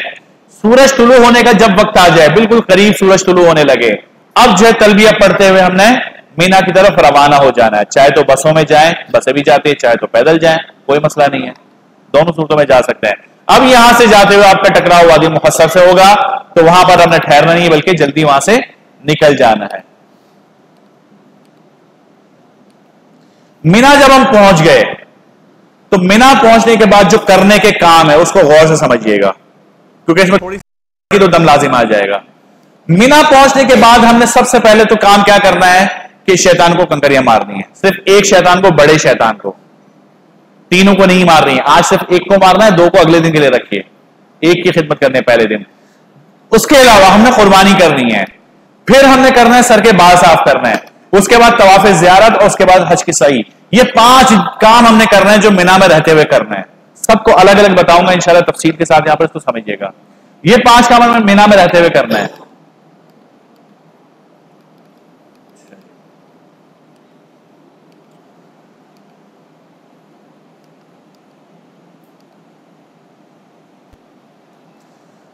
मीना पहुंचने के बाद मशवरा यह है कि सीधे आप कंकड़ मारने ना जाएं। हर बंदे की कोशिश होती है वो अव्वल वक्त में जाए, क्योंकि मसनून वक्त होता है, बहुत ज्यादा रश होता है। ना जाएं, खेमे में आए, सो जाएं 2 घंटे के लिए, सुकून से सो जाएं। जोहर के वक्त उठिए, नमाज पढ़ें और फिर जाए कंकड़ मारें। गो के मसनून वक्त गुजर चुका होगा, लेकिन जरूरी नहीं कि मसनून वक्त में जाएं। अगर खास करके आपके साथ खवातीन मौजूद हैं, बच्चे या ज़ईफ लोग हैं, तो अव्वल वक्त में जाने की तो कोशिश ही ना करें। खेमों में अगर सो जाए, चुपचाप सो जाए, 2 घंटे 3 घंटा आराम करें और जोहर की नमाज पढ़ने के बाद फिर आप जाएं कंकड़ मारने के लिए। बहरहाल तो मीना पहुंचकर सबसे पहले बड़े जमरे को हमने कंकरियां मारनी है, और कंकरियां कितनी मारेंगे? 7 अदद, बस, इससे ज्यादा नहीं मारेंगे वहां पर। और आज यानी 10 ज़िलहज्जा को फकत एक ही शैतान को कंकर मारेंगे, वो किसको? बड़े शैतान को, बस।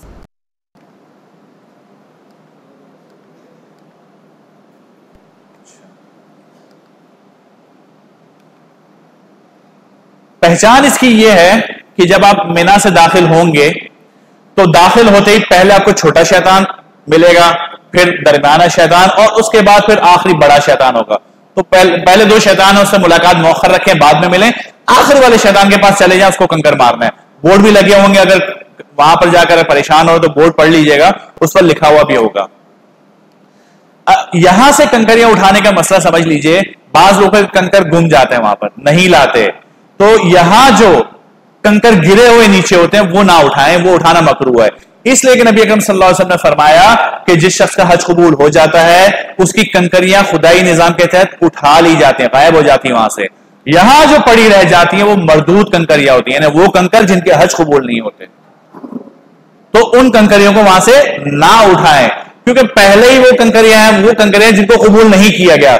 मजीद अब उसको उठा के आप कोशिश ना करें। अलबत्ता अगर आप मजबूरी, आपके पास है ही नहीं, मिल नहीं रहे, तो फिर उठा सकते हैं, लेकिन मकरूह काम है ये। तो अपने कंकर की बहुत हिफाजत करें, थैलियों में भर के लाएं, कुछ ज्यादा ही लेकर आए। बच जाते हैं यहां पर फेंक दीजिएगा, कोई मसला नहीं है, दोबारा मुजल्फा नहीं जाना फेंकना है, बच जाए फेंक दें, कुछ ज्यादा लेकर आ जाए ताकि परेशानी आपको ना हो। ये इस स्लाइड के अंदर वक्त समझाने की कोशिश की गई है। ये नक्शे भी सारे के सारे व्हाट्सएप पर हमारे शेयर हो चुके हैं, जिनको नहीं मिले वो दोबारा हमसे पूछ सकते हैं, दोबारा शेयर हो जाएंगे और आपको पर्चा भी मिल जाएगा इंशाल्लाह। भी बाज लोग अरफात से जब हम मुजल्फा से मिना जब हम पहुंचते हैं तो जिन लोग, मैंने कहा अब शुरू में बताया था कि खवातीन और ज़ईफ लोग रात को आ सकते हैं मिना में, वो इसका नाजायज फायदा उठाते हैं कि रात में ही जो है शैतान को कंकर मारने चले जाते हैं, तो ये कंकर कबूल नहीं है, इसलिए कि इसका वक्त ही शुरू नहीं हुआ। जैसा कि मगरिब की नमाज के लिए सूरज गुरूब होना जरूरी है, उससे पहले पढ़ी हुई नमाज कबूल नहीं है, वैसे ही शैतान को कंकर मारने का वक्त जो शुरू होता है वो 10 ज़िलहज्जा को सुबह शुरू होता है, उससे पहले मारे हुए कंकर कबूल ही नहीं है, तो दोबारा मारने पड़ेंगे। तो इसका जो मसनून वक्त है वो तुलुए आफताब से जोहर तक का वक्त है। सूरज तुलू होने के बाद इसका वक्त शुरू होता है और जोहर तक का जो वक्त है वो मसनून वक्त है। उसके बाद जोहर के बाद से गुरूब तक का वक्त मार सकते हैं, जायज है, बिल्कुल मारे। और आजकल तो जो है बेहतरीन वक्त यही है कंकर मारने के लिए। मसनून वक्त जो पहले वाले उस वक्त जाएंगे तो आपको सिवाय रश के कुछ नहीं, बहुत रश होगा, अभी आगे तस्वीरें भी बता दूंगा जिस तरह का रश होता है वहां पर। और गुरूब के बाद अगले दिन की फजर तक रात का वक्त जो है ज़ईफ कमजोर लोग जाकर मार सकते हैं कि रश ज्यादा होगा, दिन भर में भी आपको रश ज्यादा मिल रहा है, असर में, मगरिब में, जोहर में रश ज्यादा है, तो ना जाएं। जो कमजोर लोग हैं वो रात में चले जाएं। गो के मकरू है और बिला उज़ुर जाना, लेकिन अब आपके पास उज़ुर है कि कमजोर लोग हैं तो उनको रात को आप लेकर चले जाएं, उनको कंकर रात को मरवाएं, वहां पर रात को जाकर वो कंकर मारे, तो ये दुरुस्त है उनके लिए उस वक्त जाना है यहां पर। तो ये 10 ज़िलहज्जा का मसनून वक्त और बाकी औकात थे। यह बात मैं आपको बता चुका हूं कि एहराम बांधते हमने तलबिया शुरू किया था। अब जब हम शैतान को कंकर मारेंगे तो कंकर मारने से पहले पहले हम तलबिया पढ़ना बंद कर देंगे, तलबिया पढ़ने का वक्त खत्म हो गया। अब आपने जो काम करना है वो दूसरे जिक्र अस्कार पढ़ते रहे, लेकिन तलबिया पढ़ना आप छोड़ दें, इसका वक्त मुकम्मल हुआ। मिना पहुंचकर हमने जो काम करना है वो सबसे पहले क्या करेंगे, कंकर मारेंगे। कंकर मारने का तरीका आपके सामने है, हाथों को उठाकर हमने कंकर मारना है। 7 कंकर लगाने हैं, सातों अलग अलग मारना है। एक साथ सातों मिलाकर मारेंगे तो वो एक ही शुमार होगा, चाहे मुट्ठी भरकर कंकर मारे हैं, एक दफे में मारेंगे वो एक ही शुमार होगा। 7 कंकर मारने हैं, सातों अलग अलग मारना है। और कंकर मारते हुए हर कंकर पर बिस्मिल्लाह अल्लाह अकबर पढ़ते रहें। जैसे हम जानो से पढ़ते हैं ना बिस्मिल्लाह अल्लाह अकबर, वैसे ही हर कंकर मारते हुए हमने बिस्मिल्लाह पढ़नी है। और याद हो, बल्कि याद करके जाएं। जब जा रहे हैं वहां पर तो पूरा हज मसनून तरीके से करें। इस दुआ को याद कर लें, अल्लाहुम्मा जअलहु हज्जम मबरूरा व ज़म्बन मग़फ़ूरा। हर कंकर पर यह दुआ पढ़ें फिर कंकर मारें, ये दुआ पढ़ें फिर कंकर मारें, तो शैतान से पूरी बेजारी का इजहार करना है वहां पर। तो इस दुआ को पढ़ते जाएं, कंकर मारते रहे। 7 कंकर हो जाएं तो बस आप निकल जाएं। अलबत्ता इस बात का ख्याल रखना है, जैसे मैंने पहले भी बताया कि ना तो कंकर बड़े लेने हैं, बाज लोग जूतों से खिदमत कर रहे होते हैं शैतान की, बाज लकड़ियों से करते हैं, बाज के हाथ में जो आता है करते रहते हैं वहां पर, तो ये काम नहीं करने। इस वजह से कि हमें सवाब उस काम में मिलेगा, उस तरीके पर मिलेगा जो हमें नबी अकरम सल्लल्लाहु अलैहि वसल्लम ने सिखाया, सहाबा कराम रज़ियल्लाहु अन्हुम अजमईन ने करके बताया। अगर हम उनके तरीके पर चलेंगे तो हमें सवाब मिलेगा, वरना तो सवाब का ख्याल जहन से निकाल दें। हमें अल्लाह के नबी सल्लल्लाहु अलैहि वसल्लम ने बताया कि कंकर का साइज छोटा हो, चने के बराबर हो, खजूर की गुठली के बराबर है, आप बड़ा पत्थर मारे सवाब नहीं मिलना, छोड़ दें उसको। गुलू है, ये गुलू है, इसको कौमें हलाक हुई है, बताता हूं अभी मैं आपको। अब ये देखें, तस्वीर मैंने ब्लर कर दी है ताकि पहचान ना हो, लेकिन सब समझाने के लिए। तो ये करने वाले काम नहीं है वहां पर। मुझे नहीं पता ये बंदा जिंदा बचा भी होगा नहीं, क्योंकि अगर ये लकड़ी से मारने की कोशिश कर रहा है ये 100% बातें नीचे गिरा होगा। तो ये करने वाले काम नहीं है वहां पर, और अल्लाह की पनाह। अब इस बात पर हम मातम करें या हंसें, इस सेल्फी ने हमें जो बर्बाद किया हुआ है, हमने बैतुल्लाह को नहीं छोड़ा। बैतुल्लाह पर भी हम तवाफ करते हुए सेल्फी खींचते हैं। और मैंने पहले दिन एक बात बताई थी कि यहां से जब जाए ना तो कुछ करें ना करें, अपनी नीयत खालिज कर लें, कुछ ना करें, नीयत खालिज। कि ये हज जो मैं करूंगा खालिस अल्लाह के लिए करूंगा, इसलिए नहीं कहूंगा कि लोग मुझे हाजी बोले, इसलिए नहीं वो करूंगा लोग मुझे अलहाज बोले, लोग मुझे बोले हज करता है। तो इस सेल्फी का मतलब क्या है? सेल्फी लेकर हम अपनी ये जो स्टेटस अपलोड करते हैं, फेसबुक पर डालते हैं, सोशल मीडिया पर डालते हैं, घर वालों को, तो इसका मकसद क्या है? मुझे कोई एक बंदा बता दे कि इसका मकसद ये नहीं है कि लोगों को मैं दिखाऊं। इस सेल्फी का मकसद तो यही बनता है और इसके अलावा कोई वजह नहीं बनती है। और जब लोगों को दिखाने के लिए आपने ये काम किया तो फिर अल्लाह कहेगा जा मेरे बंदे, जिसको दिखाने के लिए किया था ना वो देख चुके, अब इसका अजर भी उन्हीं से जाकर ले, मेरे पास कुछ नहीं है। वो आपने सुना होगा, हदीस मुबारक में आता है कि लोग अपने आमाल के पहाड़ लेकर आएंगे, पहाड़ों के बराबर नेक आमाल लेकर आएंगे, लेकिन जब उनको मीजान में रखा जाएगा तो वो कागज की तरह हल्के होंगे, कागज की तरह हल्के। क्यों? आमाल तो बहुत थे, ये ढेरों लाखों करोड़ों की तादाद में आमाल करके आए थे, वजन क्यों कम हुआ? क्योंकि मीजान पर तो आमाल गिने नहीं जाएंगे, वजन होंगे। गिनकर आपका फैसला नहीं होगा, वजन करके फैसला होगा। और आपके आमाल को वजन जो है, जो चीज घटाती है, कम करती है, खत्म करती है, वो क्या है? रियाकारी, दिखलावा, अपनी नीयतों में शिर्क करना। जिस इबादत के अंदर ये चीज शामिल कर दी कि फला मुझे दिया ना, अल्लाह के साथ किसी और को शामिल कर दिया। मैं नमाज पढ़ रहा हूं, अल्लाह के लिए पढ़ रहा हूं, ठीक है, लेकिन लोग मुझे देखेंगे वाह मैं जबरदस्त अंदाज में नमाज पढ़ता हूं, बिल्कुल खत्म हो गया मामला, शिर्क आ गया आपकी नीयत के अंदर। अब अल्लाह कहेंगे जा मेरे बंदे उसी से जाकर ले। तो इन सेल्फियों का मकसद क्या है? यही मकसद है, और कोई वजह अपने दिलों को टटोले। अगर आपको कोई और वजह मिल जाती मुझे बताएं कि इसकी कोई और वजह भी है। और फिर यहां हमने शैतान को भी ना छोड़ा। सोचे मिल गया वहां पर शैतान के, चल मेरे भाई, दुनिया में तो बड़ी मोहब्बत का इजहार करता था, मुझसे मेरे साथ तस्वीरें खिंचवाता था, अब चल किसके साथ तस्वीरें खिंचवाते हैं? जिनसे मोहब्बत होती उन्हीं के साथ ना, दोस्तों के साथ, घर वालों के साथ, रिश्तेदारों के साथ। दुश्मनों के साथ कौन खिंचवाता है तस्वीर? कौन खिंचवाता है दुश्मनों के साथ? तो ये क्या फिर मामला? तो फिर ये हदीस शरीफ में क्या आता है? जो जिसके साथ मोहब्बत का इजहार करेगा कयामत के दिन उसी के साथ उसका हशर होगा। हदीस मुबारक है, मन तशब्बह बिकौमिन फहुवा मिनहुम, जिसके साथ, जिसकी मुशाबहत इख्तियार करोगे, जिसके साथ मोहब्बत का इजहार करोगे, कयामत के दिन उन्हीं के साथ उठाया जाएगा। तो ये मोहब्बत नहीं तो क्या है फिर? और तो अल्लाह के वास्ते इस बुराई को तो छोड़कर ही जाए। यहां पर ये साथ आपके होगी, वहां परेशान ही रहेंगे। चलते हैं बहरहाल मकसद की तरफ। आप सल्लल्लाहु अलैहि वसल्लम ने फरमाया दीन में गुलू से बचिए, इसलिए कि तुमसे पहले वाले लोग दीन में गुलू करने की वजह से हलाक है। गुलू क्या है? आप सल्लल्लाहु अलैहि वसल्लम ने कहा कि कंकर छोटे लो, हम जूते से मारते हैं। आप सल्लल्लाहु अलैहि वसल्लम ने फरमाया कि खजूर की गुठली के बराबर पत्थर लो, हम क्या करते हैं? बड़े आगे मारते हैं। ये गुलू है, जितना बताएगा उससे ज्यादा कर रहे हैं, बड़ा काम करने जा रहे हैं। तो अल्लाह के नबी सल्लल्लाहु अलैहि वसल्लम ने फरमाया कि पिछली कौमें जो है हलाक हो गई इस काम की वजह से, कंकर मुनासिब साइज मिले। अच्छा जी, अब इस तस्वीर को गौर से देखें, खास करके वो लोग जो पहली दफा जा रहे हैं। ये सुतून है, इस सुतून को, ये उस जगह की निशानदेही है जहां पर हजरत इब्राहिम अलैहिस्सलाम ने शैतान को कंकर मारे थे। ये फकत निशानदेही के लिए सुतून है, शैतान ये नहीं है। ये निशानदेही के लिए कि यहां पर उस शैतान को कंकर मारे गए थे। और इस सुतून के साथ ये प्याला बना दिया गया है, बहुत बड़ा प्याला है, बहुत बड़ा प्याला है। आप जब कंकर मारेंगे तो कंकर मारते हुए आपका कंकर इस प्याले में गिरना जरूरी है, इस सुतून को लगना जरूरी नहीं है। अगर आपने कंकर जोर से मारा और इस सुतून को लगने के बजाय आर पार हो गया, दूसरी जगह जाकर गिरा, वो पत्थर कबूल नहीं, दोबारा मारना पड़ेगा। आप बेहतरीन निशानेबाज हैं, आपने सुतून को मारा पत्थर, लेकिन जोर से मार दिया, पत्थर लगकर दोबारा बाहर आकर गिर गया, ये भी कबूल नहीं, दोबारा मारना होगा। खुलासा ये कि आपका पत्थर इस सुतून को लगे ना लगे, इस प्याले के नीचे गिरना जरूरी है।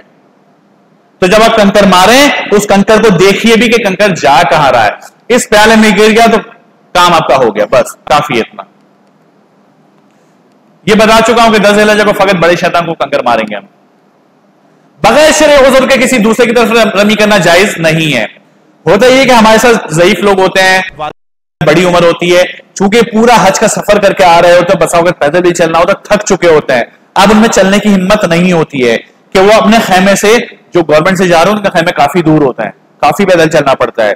तो अब रोजाना वहां से कंकर मारने आना उनके लिए मुश्किल होता है, नहीं आ पाते। तो उनको शरीयत ने इजाजत दी है कि वो कंकर मारने ना जाएं, बल्कि अपने लिए कोई नाइब मुंतखब कर लें, अपने बेटे को, भाई को, किसी को भी जिसको जानते नहीं उसको भी, बशर्ते के बाकी वो जाकर पत्थर मारे वहां पर, उसको नाइब बना ले, वो जाकर वहां पर कंकर मारे। कैसे मारते हैं आगे बताता हूं। अलबत्ता यहां हम अपने घरवालियों से, बेगमों से बड़ी मोहब्बत का इजहार करते हैं, सारी मोहब्बत, दुनिया भर की मोहब्बत हमारी यहां पर आती है। क्या कि बेगम तुम आराम करो, तुम्हारी जगह कंकर मैं मार के आता हूं, ये दुरुस्त नहीं है। बेगम चल सकती है, अहलिया चल सकती है, खवातीन चल सकती है, मारने जाना जरूरी है शैतान को, बिल्कुल मारने जाए, उसके बगैर उनके बगैर नाइब आपका बनना दुरुस्त नहीं है। हाँ, अगर इतनी ज़ईफ कमजोर है, चल के जा नहीं सकती, तो फिर बिलाशुबा आप नाइब बन सकते हैं। माजूर अफराद की तरफ से कंकर कैसे मारेंगे? जिसकी तरफ से आप नाइब बनते हैं वहां पर जाएं, पहले अपनी तरफ से 7 कंकर मारें, उसके बाद फिर जिन्होंने आपको नाइब बनाया है उनकी नीयत से 7 कंकर मार ले, बस काफी है। अपने 7 कंकर मारे, फिर नीयत के लिए फला की तरफ से कंकर मार रहा हूं, 7 कंकर मार ले, खत्म हो गया, आपकी भी रमी हो गई और जिसकी तरफ से आप नाइब बने हैं उनकी भी रमी हो गई। ये एक नक्शा बना, कल मैंने कहा था कि इसकी तफसील मैं आज बताऊंगा। जमरात का पुल जो नया बना है आजकल, इस पुल पर जो है बहुत ज्यादा सहूलत कर दी गई है। कुछ रास्ते हैं इसके, 5 फ्लोर बना दिए गए, पैदल जाने वालों के लिए रास्ता है, जीने हैं, रैंप बना हुआ है, लिफ्टें बनी हुई, तमाम सहूलतें यहां पर। जाएंगे कैसे? ये 3 शैतान है, जब यहां से दाखिल होंगे, मीना से रास्ता आ रहा है, ये वाला रास्ता, पहले छोटा शैतान है, फिर दरमियाना शैतान है, फिर बड़ा शैतान है। जब अब यहां से आएंगे तो ये देखें, दाखिले के लिए 3 लिफ्टें लगी हुई, 4 लिफ्टें लगी हुई, एक ये लिफ्ट है, एक ये लिफ्ट है, एक ये लिफ्ट है, एक ये लिफ्ट है, ये 4 लिफ्ट है। तो अगर आप लिफ्टों से जाना चाहे तो लिफ्ट से जा सकते हैं, कोई मसला नहीं है। इस तरफ से अगर आप आते हैं तो यहां से भी लिफ्टें हैं, 1 2 3 4 5 6 7 लिफ्टें लगी हुई यहां से, क्योंकि अगर बाद में खैमे इस तरफ होते हैं, वो इस तरफ से आते हैं, तो जो है यहां पर भी लिफ्ट।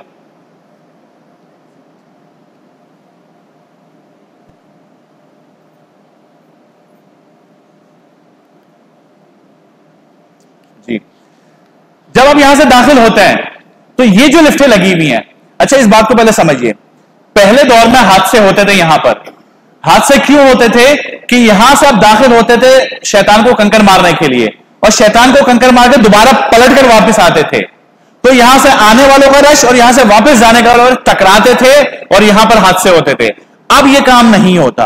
अब कंकर मारने के लिए जब आप आ रहे हैं तो ये रास्ता अलग, और कंकर मार के जब वापस जाएंगे तो वो रास्ता अलग, जिस रास्ता है वहां से आपको वापस जाने नहीं देंगे।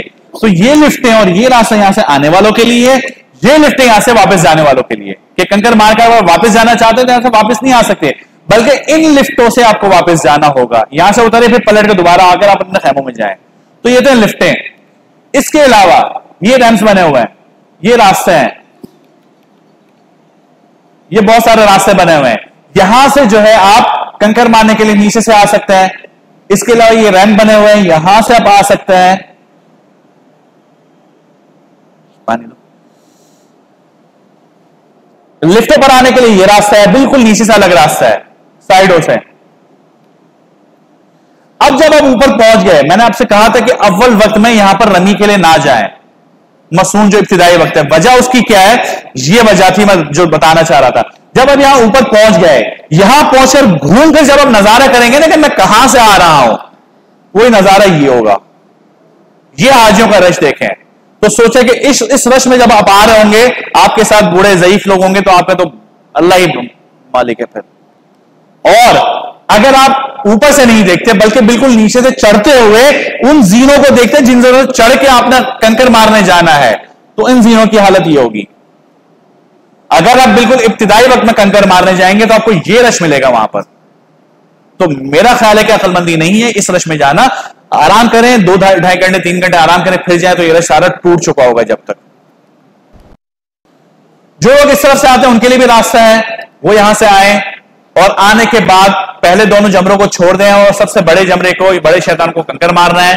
कंकर मारने के बाद ये बाहर निकलने के रास्ते हैं, इस तरह बाहर निकलें। ये रास्ता ट्रेन के लिए जा रहा है, जो लोग ट्रेन का सफर करके आएंगे वहां पर, तो उनके लिए ट्रेन का रास्ता है, यहां से ट्रेन में बैठे और वापस अपने खेमों में चले जाएं।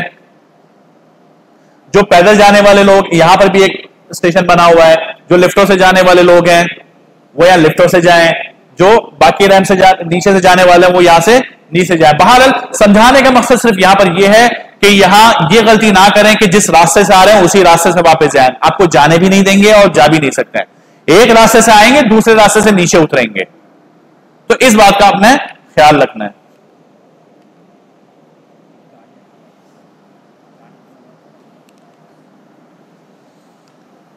आपकी रमी हो गई, शैतान को कंकर आपने मार लिए। अब जो दूसरा काम उस दिन करना है वो ये करना है कि चूंकि एक सफर में अल्लाह रब्बुल इज्जत ने दो इबादत आपको नसीब की, एक उम्रा और दूसरा हज, बड़ी सआदत है। इस सआदत को जब आपको ये हासिल हुई तो आपने इसके शुक्राने में कुर्बानी करनी है।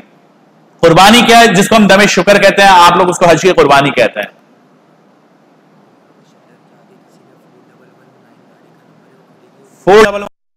फोर डबल वन नाइन गाड़ी का नंबर है, यहाँ शटर के आगे किसी ने खड़ी की, उसको हटा लें, मेहरबानी करें, वरना बाहर जो है मसला हो जाता है इसके लिए। 4119 जिसकी भी गाड़ी है वो उसको सामने से हटा लीजिए यहां से। कुर्बानी का वक्त 10 जिलहज्जा से 12 जिलहज्जा के गुरूब तक। कुर्बानी का वक्त 10 जिलहज्जा से 12 जिलहज्जा के गुरूब तक। इस कुर्बानी के लिए दो बातों का ख्याल करना है, एक वक्त का, दूसरा मकाम का। वक्त आपको बता दिए 3 दिन का वक्त है, इन 3 दिनों में करनी है, और मकाम हुदूद हरम में। अच्छा, बाज लोग समझते हैं कि सिर्फ मिना में करना जायज है, मिना में करना नहीं, मिना में भी कर सकते हैं, पूरे हुदूद हरम में कहीं भी कर सकते हैं, लेकिन हुदूद हरम से बाहर नहीं करेंगे, हुदूद हरम में करेंगे और इन 3 दिनों में कुर्बानी करेंगे। अलबत्ता हमारे रिश्तेदार बहुत सारे जिद्दा में होते हैं, हम क्या करते हैं, फोन कर देते हैं जिद्दा में तुम कुर्बानी कर लो, वो कुर्बानी नहीं होगी। जिद्दा हुदूद हरम से बाहर है और जिद्दा में की जाने वाली फिर कुर्बानी होगी नहीं, आपकी दोबारा करनी पड़ेगी आपको। तो जिद्दा में आप कुर्बानी ना करवाएं, कुर्बानी वो आपकी नहीं होगी। तो 3 दिन कुर्बानी के, और जगह कौन सी? हुदूद हरम। कुर्बानी हो गई, अब आपने जो करना है वो सर के बाल साफ करवाना है। सर के बालों के साफ करवाने के कल बता चुका था, कसर भी कर सकते हैं और सर पूरा मुंडवा भी सकते हैं। खवातीन के लिए बता दिया था कि 1 पोर यानी 1 इंच के बराबर आपने बाल कटवाने होंगे। बाज लोग जो है दूसरों को, जैसे ग्रुप में से कोई एक साथी चला जाता है या गवर्नमेंट से कुर्बानी करवाते हैं, तो जो लोग दूसरों से कुर्बानी करते हैं वो इस बात का ख्याल रख लें कि वाकई आपकी कुर्बानी हो चुकी है। जब यकीन हो जाए कि हाँ कुर्बानी हो गई है, उसके बाद आपने सर के बाल साफ करना है, उससे पहले सर के बाल साफ नहीं करेंगे। इसलिए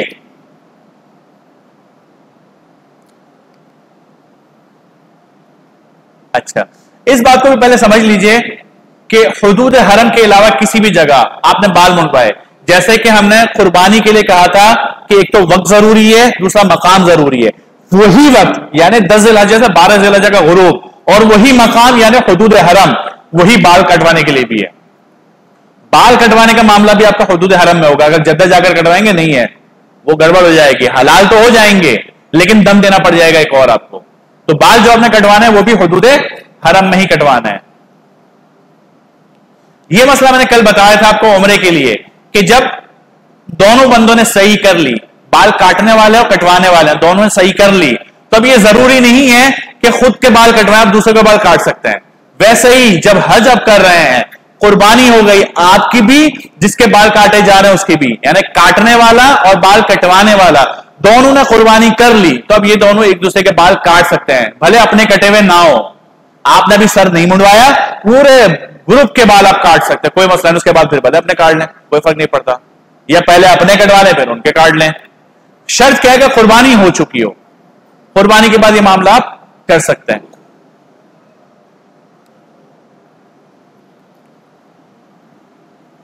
बाल मुंडवाने से पहले नाखून काटना और ये सारे मामला जितने भी, क्योंकि फारिग होता है ना, तो फारिग वक्त में ये सारी चीजें हमें सूझती है कि कुछ भी नहीं कर सकते। एहराम की पाबंदी है, बाल कटवाने तक बरकरार है, उससे पहले आप एहराम की पाबंदियों से आजाद नहीं होते। 10 जिलहज्जा की जो कुर्बानी आपने कर ली, रमी कर ली, बाल मुंडवा लिए, इसके बाद एहराम की पाबंदी आपकी हो गई खत्म। बस एक पाबंदी रह जाएगी, मियां बीवी के ताल्लुकात, बाकी तमाम पाबंदी खत्म हो गई। ये एक पाबंदी भी बरकरार है आपकी, इस पर अभी आपने सब्र करना है, बाकी सारी पाबंदी आपकी खत्म हो गई। ये पाबंदी कब खत्म होगी? जब आप तवाफ़ ज़ियारत करेंगे। 10 जिलहज्जा के जो आपने अमाल करने थे, मैंने बताया 5 अमाल करना है, उन 5 अमाल में से यानी रमी, कुर्बानी, हलक, तवाफ ज़ियारत और सई, इन 5 कामों में से 3 काम, शैतान को कंकर मारना, कुर्बानी करना, सर के बाल साफ करना, ये तीनों वाजिब है और इसी तरतीब से वाजिब है कि पहले शैतान को कंकर मारेंगे, फिर कुर्बानी करेंगे, फिर सर के बाल साफ करेंगे। अगर आपने तरतीब बदल दी, कोई काम इसमें से पहले कर लिया, दूसरा बाद में कर लिया, तो दम वाजिब हो जाएगा। यानी कुर्बानी बाद में की, सर के बाल पहले साफ करवा लिए, या कुर्बानी पहले की, शैतान को कंकर बाद में मारे, तो हो तो जाएगा लेकिन दम देना पड़ेगा फिर। तो ये तरतीब याद रखनी है आपने कि इसी तरतीब से आपकी ये काम होना है। अब अगला मरहला जो तवाफ ज़ियारत का है। तवाफ ज़ियारत 10 ज़िलहज्जा के सुबह सादिक से 12 ज़िलहज्जा के गुरूब आफ्ताब तक है। इन 3 दिनों में किसी भी वक्त जाकर तवाफ ज़ियारत कर सकते हैं। जब आपने सर मुंडवा लिया, सर मुंडवाने के बाद आप तवाफ ज़ियारत करने जाते हैं, तो 2 तरीके करने के, बल्कि इसके लिए सर मुंडवाने की भी जरूरत नहीं है। आप जो है कुर्बानी से पहले भी जा सकते हैं तवाफ ज़ियारत करने, कुर्बानी के बाद भी जा सकते हैं। तो इसका मतलब यह हुआ कि तवाफ ज़ियारत आप हालत एहराम में भी कर सकते हैं और एहराम से हलाल होकर घर के कपड़ों में भी कर सकते हैं। दोनों तरीकों से कर सकते हैं। अलबत्ता इस बात का ख्याल रखिए कि तवाफ ज़ियारत अगर आपने हालत एहराम में किया तो रमल भी करेंगे तवाफ में और इज्तिबा भी करेंगे, यानी दाएं कंधे को नंगा करेंगे, दोनों काम आप करेंगे। और अगर आप घर के कपड़ों में करते हैं तवाफ ज़ियारत तो फकत रमल करेंगे, इज्तिबा नहीं करेंगे, क्योंकि आप कपड़े पहने हुए हैं, अब आप पर इज्तिबा नहीं है। तो दोनों तरीकों से तवाफ ज़ियारत आप कर सकते हैं। तवाफ ज़ियारत का वक्त बता चुका। आसानी के लिए इस वक्त को याद रखने के लिए कुर्बानी, हलक और तवाफ ज़ियारत, इन तीनों का वक्त एक ही है। कौन सा वक्त? 10 ज़िलहज्जा के सुबह सादिक से 12 ज़िलहज्जा के गुरूब तक, वक्त के अंदर आपने ये तीनों काम करना है। तवाफ ज़ियारत 12 ज़िलहज्जा के गुरूब से पहले पहले करना जरूरी है। अगर नहीं किया तो फिर भी करना है, लेकिन दम लाजिम आ जाएगा। मसलन कोई वजह हो गई, बीमारी हो गई, किसी वजह से नहीं कर सके और 12 ज़िलहज्जा का गुरूब हो गया, तो अभी भी करना जरूरी है। पीछे बीवी आपके लिए हलाल नहीं होगी वरना, तो इसलिए करना तो जरूरी है। 12 ज़िलहज्जा के बाद भी करेंगे, लेकिन चूंकि आपने वक्त गुजारने के बाद किया तो ताखीर की वजह से आपको दम देना पड़ेगा।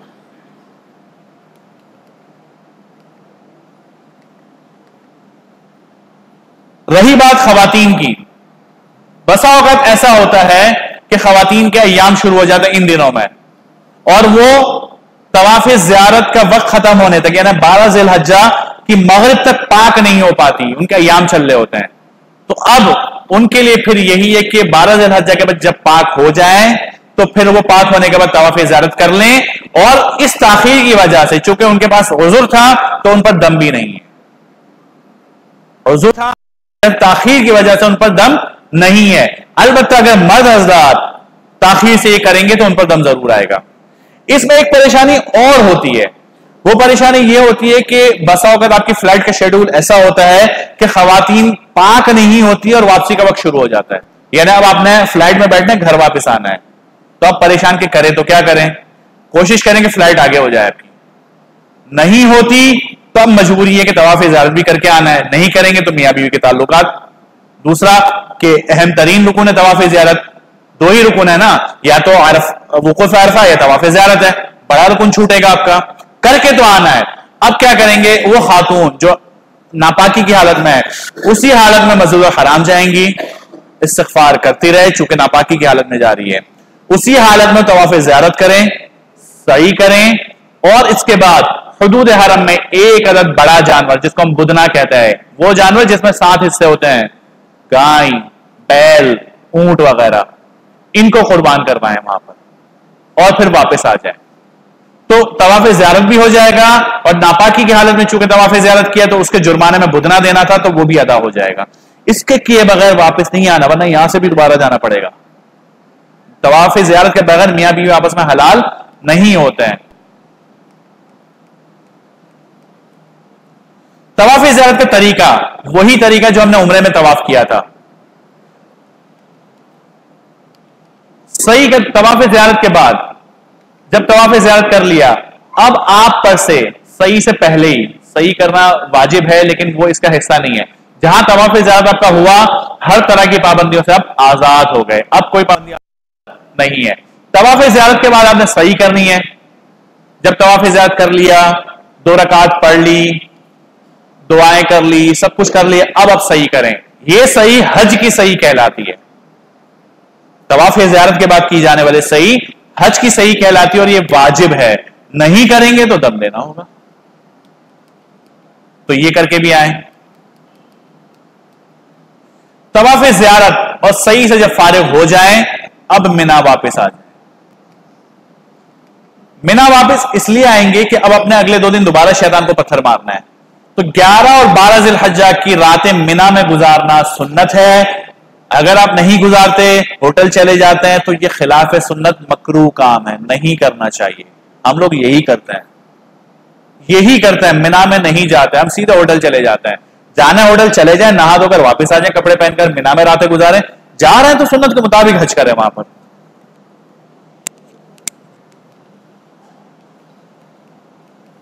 ये बता चुका हूं कल मैं आपको।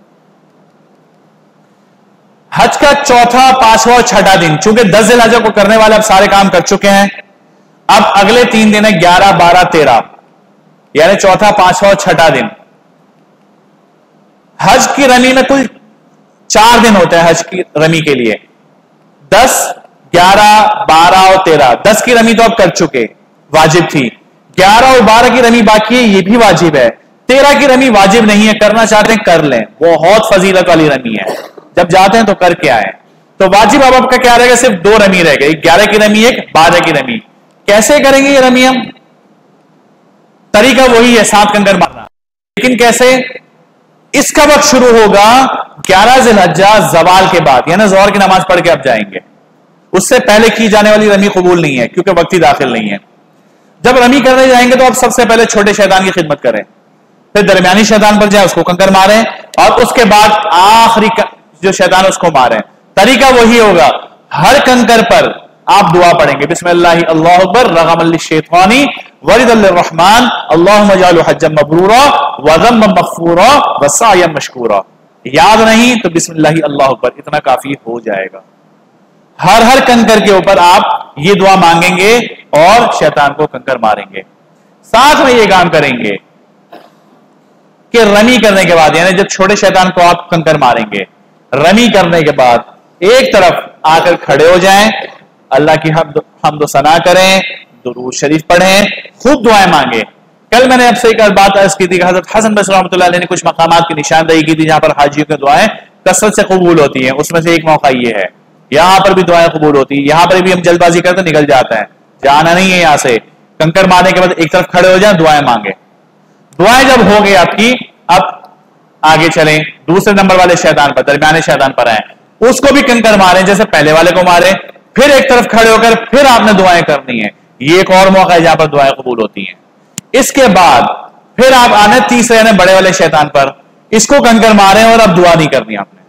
दुआ फकत पहले 2 शैतान को कंकर मार के करनी है, तीसरे शैतान पर आकर आपने दुआ नहीं करनी। इसको कंकर मारने के बाद आप अपने खेमों की तरफ चले जाएं।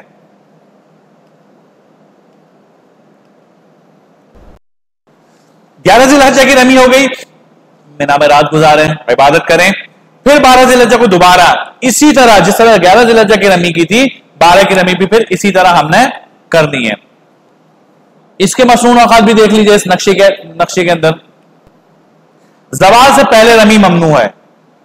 11, 12 की रमी जो है ज़वाल से पहले ये ममनू है। अगर करेंगे तो दोबारा करनी पड़ेगी, कबूल नहीं है। अगर नहीं की तो दम लाजिम आ जाएगा, कज़ा करनी पड़ेगी। कज़ा कब तक कर सकते हैं?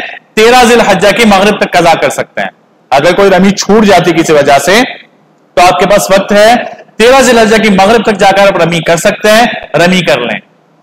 लेकिन अगर आप रमी नहीं करते हैं तो दम लाजिम आ जाएगा। ज़ोहर से लेकर मगरिब तक ये मसनून वक्त है। 11 और 12 ज़िलहज्जा, बल्कि 13 का भी जो मसनून वक्त है वो ज़ोहर से मगरिब तक का वक्त है। मगरिब के बाद से सुबह फजर तक ये जायज वक्त है, लेकिन मकरूह वक्त है।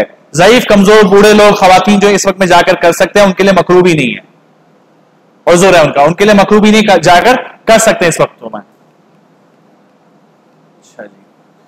इसी तरह 13 जिलहज्जा की रमी जब 12 की कर ली, अब आप चाहें तो अपने होटल आ सकते हैं, मक्का में आ सकते हैं। 12 की रमी के बाद आप मीना छोड़ सकते हैं, कोई मसला नहीं। मशवरा यह है कि 13 की रमी भी करें, क्यों? बहुत फजीलत वाली है। और अगर 13 की रमी नहीं करना चाहते तो अब आपके लिए यही है कि मगरिब से पहले पहले आप मीना को छोड़ दें, मीना में ना ठहरें। किसी वजह से मगरिब मीना में हो जाती है तो अब इस तरह ठहरना, मगरिब के बाद मीना से जाना, यह मकरूह है। रमी लाजिम नहीं होती आपके अगले दिन की, मकरूह है। तो इसका मतलब यह हुआ कि मगरिब हो जाए तो फिर आप करके जाएं, नहीं करते हैं तो कोई बात नहीं, लेकिन मकरूह काम किया आपने, खिलाफ सुन्नत और नापसंदीदा काम किया। लेकिन अगर किसी वजह से 12 जिलहज्जा की रात या मीना में रहे, मगरिब हुई और सुबह सादिक हो गई, अब जो है आपका जाना जायज नहीं है, 13 की रमी आपके ऊपर वाजिब हो गई। यानी सुबह सादिक आपने मीना में ही कर ली, तो अब 13 की रमी, 13 जिलहज्जा की रमी करना आप पर लाजिम है, वाजिब है, आप यहां से नहीं जा सकते हैं। तो अगर 13 की रमी नहीं करनी तो मगरिब से पहले पहले आप मीना को छोड़ दें। और 13 की रमी का जो मसनून वक्त है वो वही है ज़ोहर से गुरूब तक। अलबत्ता यहां फुकहा ने इजाजत दी है कि ज़वाल से पहले आप रमी कर सकते हैं, वक्त मकरूह है लेकिन कर लें, कर सकते हैं 13 की रमी, लेकिन मसनून वक्त इसका भी वही है ज़ोहर से मगरिब तक। तो रमी का जो वक्त है, खुलासा ये कि पहले दिन यानी 10 जिलहज्जा की जो रमी है उसका मसनून वक्त ज़वाल से ज़ोहर तक है, लेकिन उस दिन भी आपने ज़ोहर के बाद जाना करना है। और बाकी तमाम दिनों का जो वक्त है वो ज़ोहर से गुरूब तक का है। तो इन औकात का ख्याल रखिए रमी करते हुए। यहां अगर अल्हम्दुलिल्लाह आपका हज हो जाता मुकम्मल, बस अब एक काम आपका रह जाता है, वो क्या?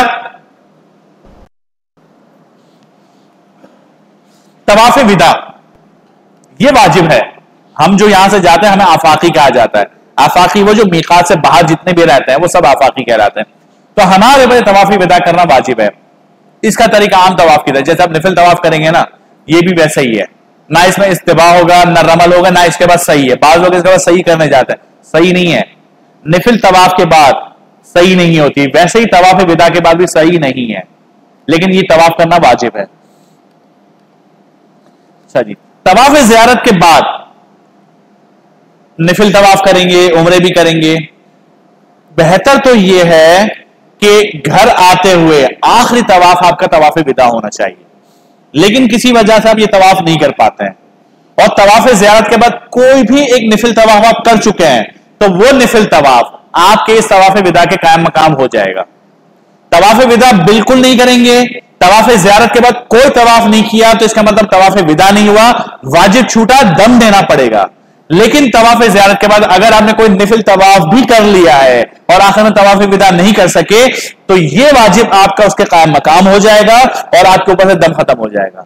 लेकिन बेहतर यह है कि आते हुए इसी नीयत के साथ एक तवाफ करके आप आए। यहां पर भी मसला खवातीन के साथ हो जाता है कि वापसी के वक्त तवाफ विदा से पहले अय्याम शुरू हो जाता है। तो यहां पर तवाफ ज़ियारत के लिए मैंने कहा था कि वो तो हर हाल में करके आना है, चाहे नापाक हालत में भी करके आएगी वो। अलबत्ता तवाफ विदा में मामला दूसरा है। अगर तवाफ विदा के वक्त वो नापाकी की हालत में है, वापसी तक पाक नहीं होती, तो ये तवाफ उनके लिए माफ है, ये वाजिब उनके लिए माफ है, कोई दम नहीं है, कुछ भी नहीं उनके लिए, तो इसके बगैर वो वापस वहां से आ सकती हैं। तो ये तवाफ विदा आपका हो गया। उसके बाद आपकी चूंकि वापसी है, तो वापसी में जो है खरीदारी और घर वालों को मिलने की खुशी नहीं होनी चाहिए, बल्कि बैतुल्लाह से बिछड़ने का दुख होना चाहिए। और तवाफ विदा इस नीयत से करें कि अल्लाह ये तवाफ विदा तो कर रहा हूं, जाने के लिए नहीं करता, इस नीयत से करता हूं कि अल्लाह तो मुझे दोबारा वापस बुला, बार बार बुला।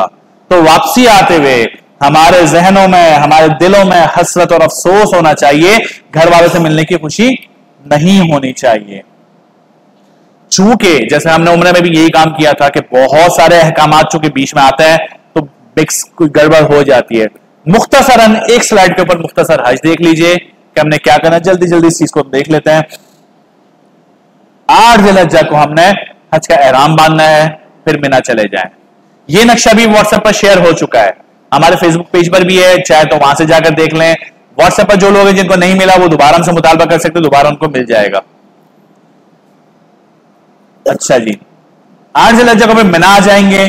9 ज़िलहज्जा वुकूफ अरफा के लिए आप अरफात जाएंगे, फिर उसके बाद मगरिब गुरूब होने के बाद मुजल्फा पहुंचेंगे, मुजल्फा से आपने कंकरियां उठानी है और सुबह का वकूफ करना है, सूरज तुलू हो जाए उसके बाद आपने मिना आना है, मिना आने के बाद जो करने का काम है बड़े शैतान को कंकर मारना है, उसके बाद कुर्बानी करनी है, उसके बाद आपने हलक करना है, सर के बाल साफ करना है, उसके बाद तवाफ ज़ियारत के लिए आना है और वही सारे काम तवाफ ज़ियारत करेंगे, उसके बाद 2 रकात पढ़ेंगे और उसके बाद सही करेंगे, हज की सही करेंगे, उसके बाद 11, 12, 13 ज़िलहज्जा की शैतान की रमी करेंगे, कंकरियां मारेंगे उसको और आखिर में तवाफ विदा करेंगे और तवाफ विदा के 2 रकात पढ़ेंगे। ये मुकम्मल हज का खुलासा आपका इस स्क्रीन पर मौजूद, ये पूरा का पूरा हज आपके सामने है। अपने साथ इस नक्शे को रखिए, वहां पर देखते जाएं, करते जाएं, इंशाल्लाह कोई परेशानी नहीं होगी। और कुछ है परेशानी तो इंशाल्लाह व्हाट्सएप पर हम आपके साथ हैं, कहीं भी कोई मसला पर मैसेज करें। और कुछ लोग हमारे साथ व्हाट्सएप पर भी शामिल भी हुए हैं, उन्होंने देख भी लिया होगा कि उनके सवालात आते हैं, उनको जवाबात मिल रहे होते हैं वहां पर, तो कहीं कोई परेशानी होती है तो ग्रुप में शामिल रहिए, सवाल करें, इंशाल्लाह आपको जवाबात मिलते रहेंगे। आखिर में चूंकि हमारे 5 दिन है, आपने देख लिया कि हम काफी सारा वक्त लेते हैं और इस वक्त में सिर्फ तरबियत ही होती है, असल तो रूहानी तरबियत है कि आपकी रूहानी तरबियत हो, उसके बाद हज पर जाएं तो फिर मजा है। वरना क्या होगा, अभी नमाज से पहले एक साहब ने मुझे कहा, मेरे अपने रिश्तेदार हैं, कुछ ऐसे पहले उम्रा करके आए, उन्होंने ये कहा माशाल्लाह बाकायदगी से यहां पर आते हैं, हज पर इस साल नहीं जा रहे फिर भी आ रहे हैं, अल्लाह उनको जज़ाए खैर अता फरमाए और उनकी इस लगन पर अल्लाह उनको अपने घर की ज़ियारत अता फरमाए। वो कहते हैं कि अफसोस इस बात का है कि हम उम्रे पर गए, सिर्फ चक्कर लगाकर वापस आ गए, इन सारी चीजों का हमें पता नहीं था। तो मैं पहले ही कह रहा हूं कि वो लोग जो यहां पर आ रहे हैं या किसी भी तरबियत नशिस्तों में जा रहे हैं सीखने को, खुशकिस्मत लोग हैं कि सीख कर जाते हैं। और आपको भी अंदाजा होगा कि यहां पर आने से पहले, चाहे आपने किताबी पढ़ी क्यों ना, आज से 3 दिन पहले और ये 3 दिन गुजरने के बाद आप खुद अंदाजा कर सकते हैं कि आपने क्या सीखा, क्या समझा और उस वक्त की कैफियत और अभी की कैफियत में क्या फर्क है। आखिरी एक ये चीज सिर्फ देख लें तो इंशाल्लाह मजीद आपको मजा आएगा हज करने में, कि अल्लाह वाले जो हुआ करते थे वो हज किस तरह करते थे, उनका हज कैसा होता था।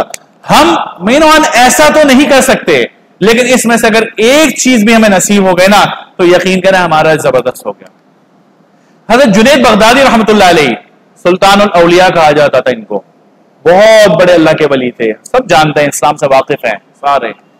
इनकी खिदमत में एक सहाबा हाजिर हुए तो रहमतुल्लाह अलैहि ने से पूछा कि कहां से आ रहे हो। उन साहब ने कहा कि हज़रत हज से वापस आ रहा हूं, यानी हज करके आ रहा हूं, हज करके मिलने गया अपने शेख से, बड़े बुजुर्ग मिलने गया। अब हजरत ने पूछा कि हज कर चुके? जी हजरत कर चुका हज। हजरत ने फिर पूछा कि जब तुम अपने घर से निकले थे यानी हज करने के लिए और अपने वतन को छोड़ा था तो क्या सब गुनाहों को भी पीछे छोड़ दिया था? हज के लिए जा रहे हो ना, अल्लाह को मनाने के लिए जा रहे हो ना, तो पीछे गुनाहों को छोड़कर गए हो। आज के दौर में अगर सवाल हो ना, कोई अल्लाह वाला पूछे तो सवाल क्या करेगा? क्या ये पूछेगा गुनाह को छोड़कर जा? नहीं, वो पूछेगा मोबाइल घर छोड़ के जा रहे हो। यही सवाल बनता है ना। उस दौर का सवाल ये गुनाहों को पीछे छोड़कर गए, आज के दौर का सवाल है मियां मोबाइल घर पर छोड़कर गए थे या नहीं? तो इस मुसीबत से जान छुड़वाएं। वो कहने लगा नहीं हजरत ये तो नहीं किया था, हमारे जैसा था ना कोई, बस एहराम पहना हज के लिए चला गया, लेकिन अल्लाह वाले तो फिर अल्लाह वाले हैं। कहता नहीं हजरत ऐसा नहीं किया था मैंने, वहां भी गुनाह किए। क्या किए? लोगों को तंग किया, झगड़े किए, ज्यादतियां की, लोगों को धक्के मारे, हजरत का बोसा लेने गए थे, किसी को कोनी मारी, किसी को धक्का मारा, ये सब गुनाह के काम है। फिर पूछा, हजरत ने फरमाया फिर तो तुम हज के लिए रवाना ही नहीं हुए, जब गुनाह नहीं छोड़े तो हज के लिए क्या गए तुम? फिर सवाल किया कि जब तुम घर से रवाना हुए और जिस जगह रात को कयाम किया तो क्या उस मकाम पर तूने तरीके हक में से भी कुछ कदा किया?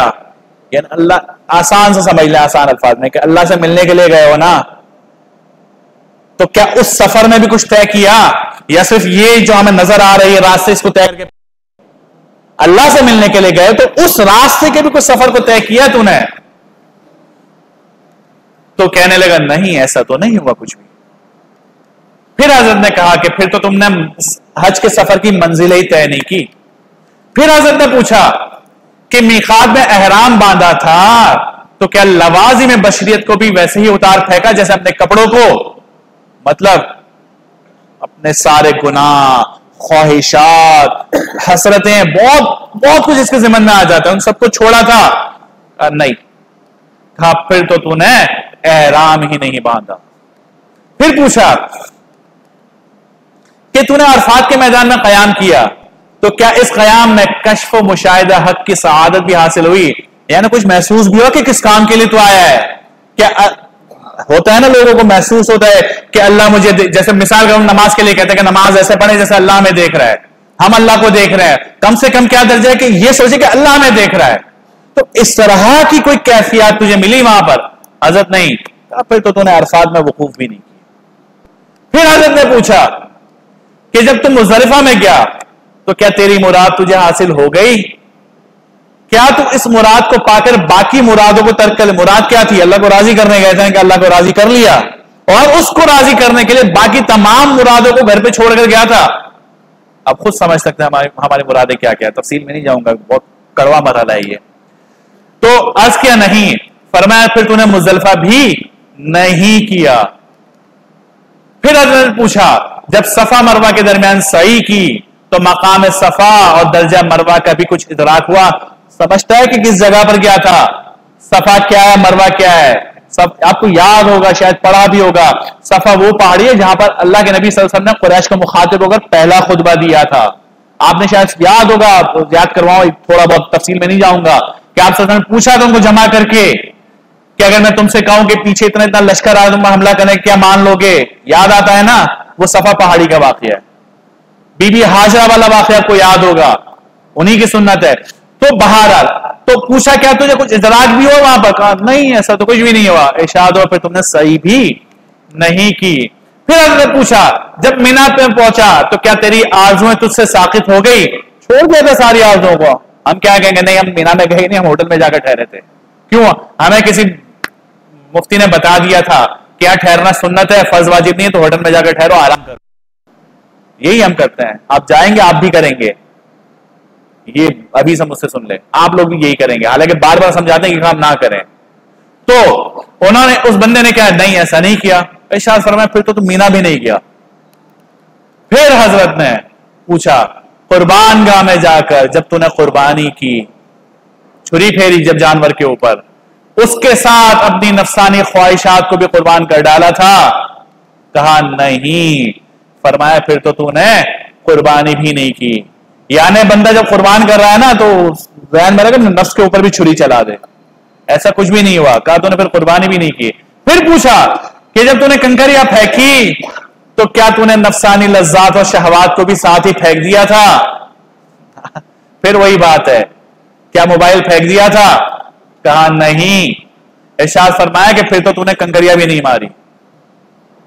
मोबाइल क्या फेंकेंगे, मैं सेल्फियां खींचते उसके साथ। फिर हज़रत ने फरमाया कि जाओ, वापस चले जाओ, तुम्हारा हज करना और ना करना बराबर रहा, फिर से जाओ और सही तरीके पर हज करके वापस आओ। तो मैंने पहले ही अर्ज किया कि इस तरह मिनो और इस तरह करना तो हमारे बस में नहीं है। कोई एक दो काम भी इसमें से हमने कर लिए तो इंशाअल्लाह जबरदस्त हमारा हज हो जाएगा। तो कोशिश करें साथ में रूहानी तरबियत भी करवा कर जाए वहां पर, ऐसे ही ना चले जाए ताकि आपका हज अच्छा हो। ये वो नक्शा है जिसके बारे में मैंने कहा था कि हजरत हसन बसरी रहमतुल्लाह अलैह ने 15 मकामात की निशानदेही की थी, आपको मिल भी जाएगा यहां से। उन 15 मकामात के नाम भी लिख दिए गए, बैतुल्लाह पर पहली नजर पड़ते हुए, हजर अस्वद पर, मुल्तजम पर, खाना काबा की चौखट पर, रुकन यमानी पर, मकाम इब्राहिम पर, हतीम में मिजाब रहमत के नीचे, जमदम पीते हुए, सफा और मरवा पर, मीना की वादी में, मुजदलिफा के वक्त, वकूफ अरफात के वक्त, जबल रहमत पर। ये 15 मकामात पर हजरत हसन बसरी रहमतुल्लाह ने फरमाया था कि हाजियों की दुआएं बिलखुसूस कबूल होती है। ये नक्शा भी आपको मिल जाएगा। जब जब यहां पर जाएं अपने लिए दुआ करें, और उन तमाम लोगों के लिए कल भी मैंने गुजारिश की थी जो जो इस तरबियत नशिस्तों को करने में मददगार हैं, मुझे, हमारे घर वालों को, हमारे वालिदैन को, बीवी जो देखें, हमारे हज़रत फरमाते हैं कि जो लोगों का शुक्र अदा नहीं करता ना, वो परवरदिगार का भी शुक्र अदा नहीं करता। तो इन तमाम तरबियत नशिस्तों में हमारा आपसे किसी तरह का कोई मुतालबा नहीं, सिर्फ एक मुतालबा है कि जब जब अपने लिए दुआ के लिए हाथ उठाएं हमें भी याद रखें। सिर्फ आपसे मुतालबा दुआ का है, हमें हमारे घर वालों को जरूर दुआओं में याद रखें। यहां अगर हमारी होती है हज की नशिश मुकम्मल, अब हमारे रह जाते हैं 2 दिन, एक कल और परसों। कल इंशाल्लाह मक्का मुकर्रमा, मस्जिदुल हराम के अंदर और मस्जिदुल हराम के बाहर मक्का मुकर्रमा की जो ज़ियारत है तफसील के साथ इंशाल्लाह, तस्वीर के साथ। और परसों इंशाल्लाह मदीना मुनव्वरा की ज़ियारत, मस्जिद नबवी और मस्जिद नबवी के बाहर का हिस्सा मदीना मुनव्वरा का। और साथ में एक काम और कि जब हम रोज़ा नबी सल्लल्लाहु अलैहि वसल्लम पर हाजिरी देंगे, वो किस तरह है, वो तरीका इंशाल्लाह वो भी हम या तो कल या परसों, तो इन 2 दिनों में इंशाल्लाह हम ये देखेंगे, सीखेंगे। जिस तरह आप तसल्जुल के साथ और सुकून के साथ इन 2 दिनों में आए बैठे यहां पर, बाकी 2 दिन में आए, ताकि इंशाल्लाह ये चीजें भी हम और आप सीख सके, समझ सके। यहां अगर हमारी आज की नशिश मुकम्मल होती है, अब जैसे कि हमारी नशिश के आखिर में सवालात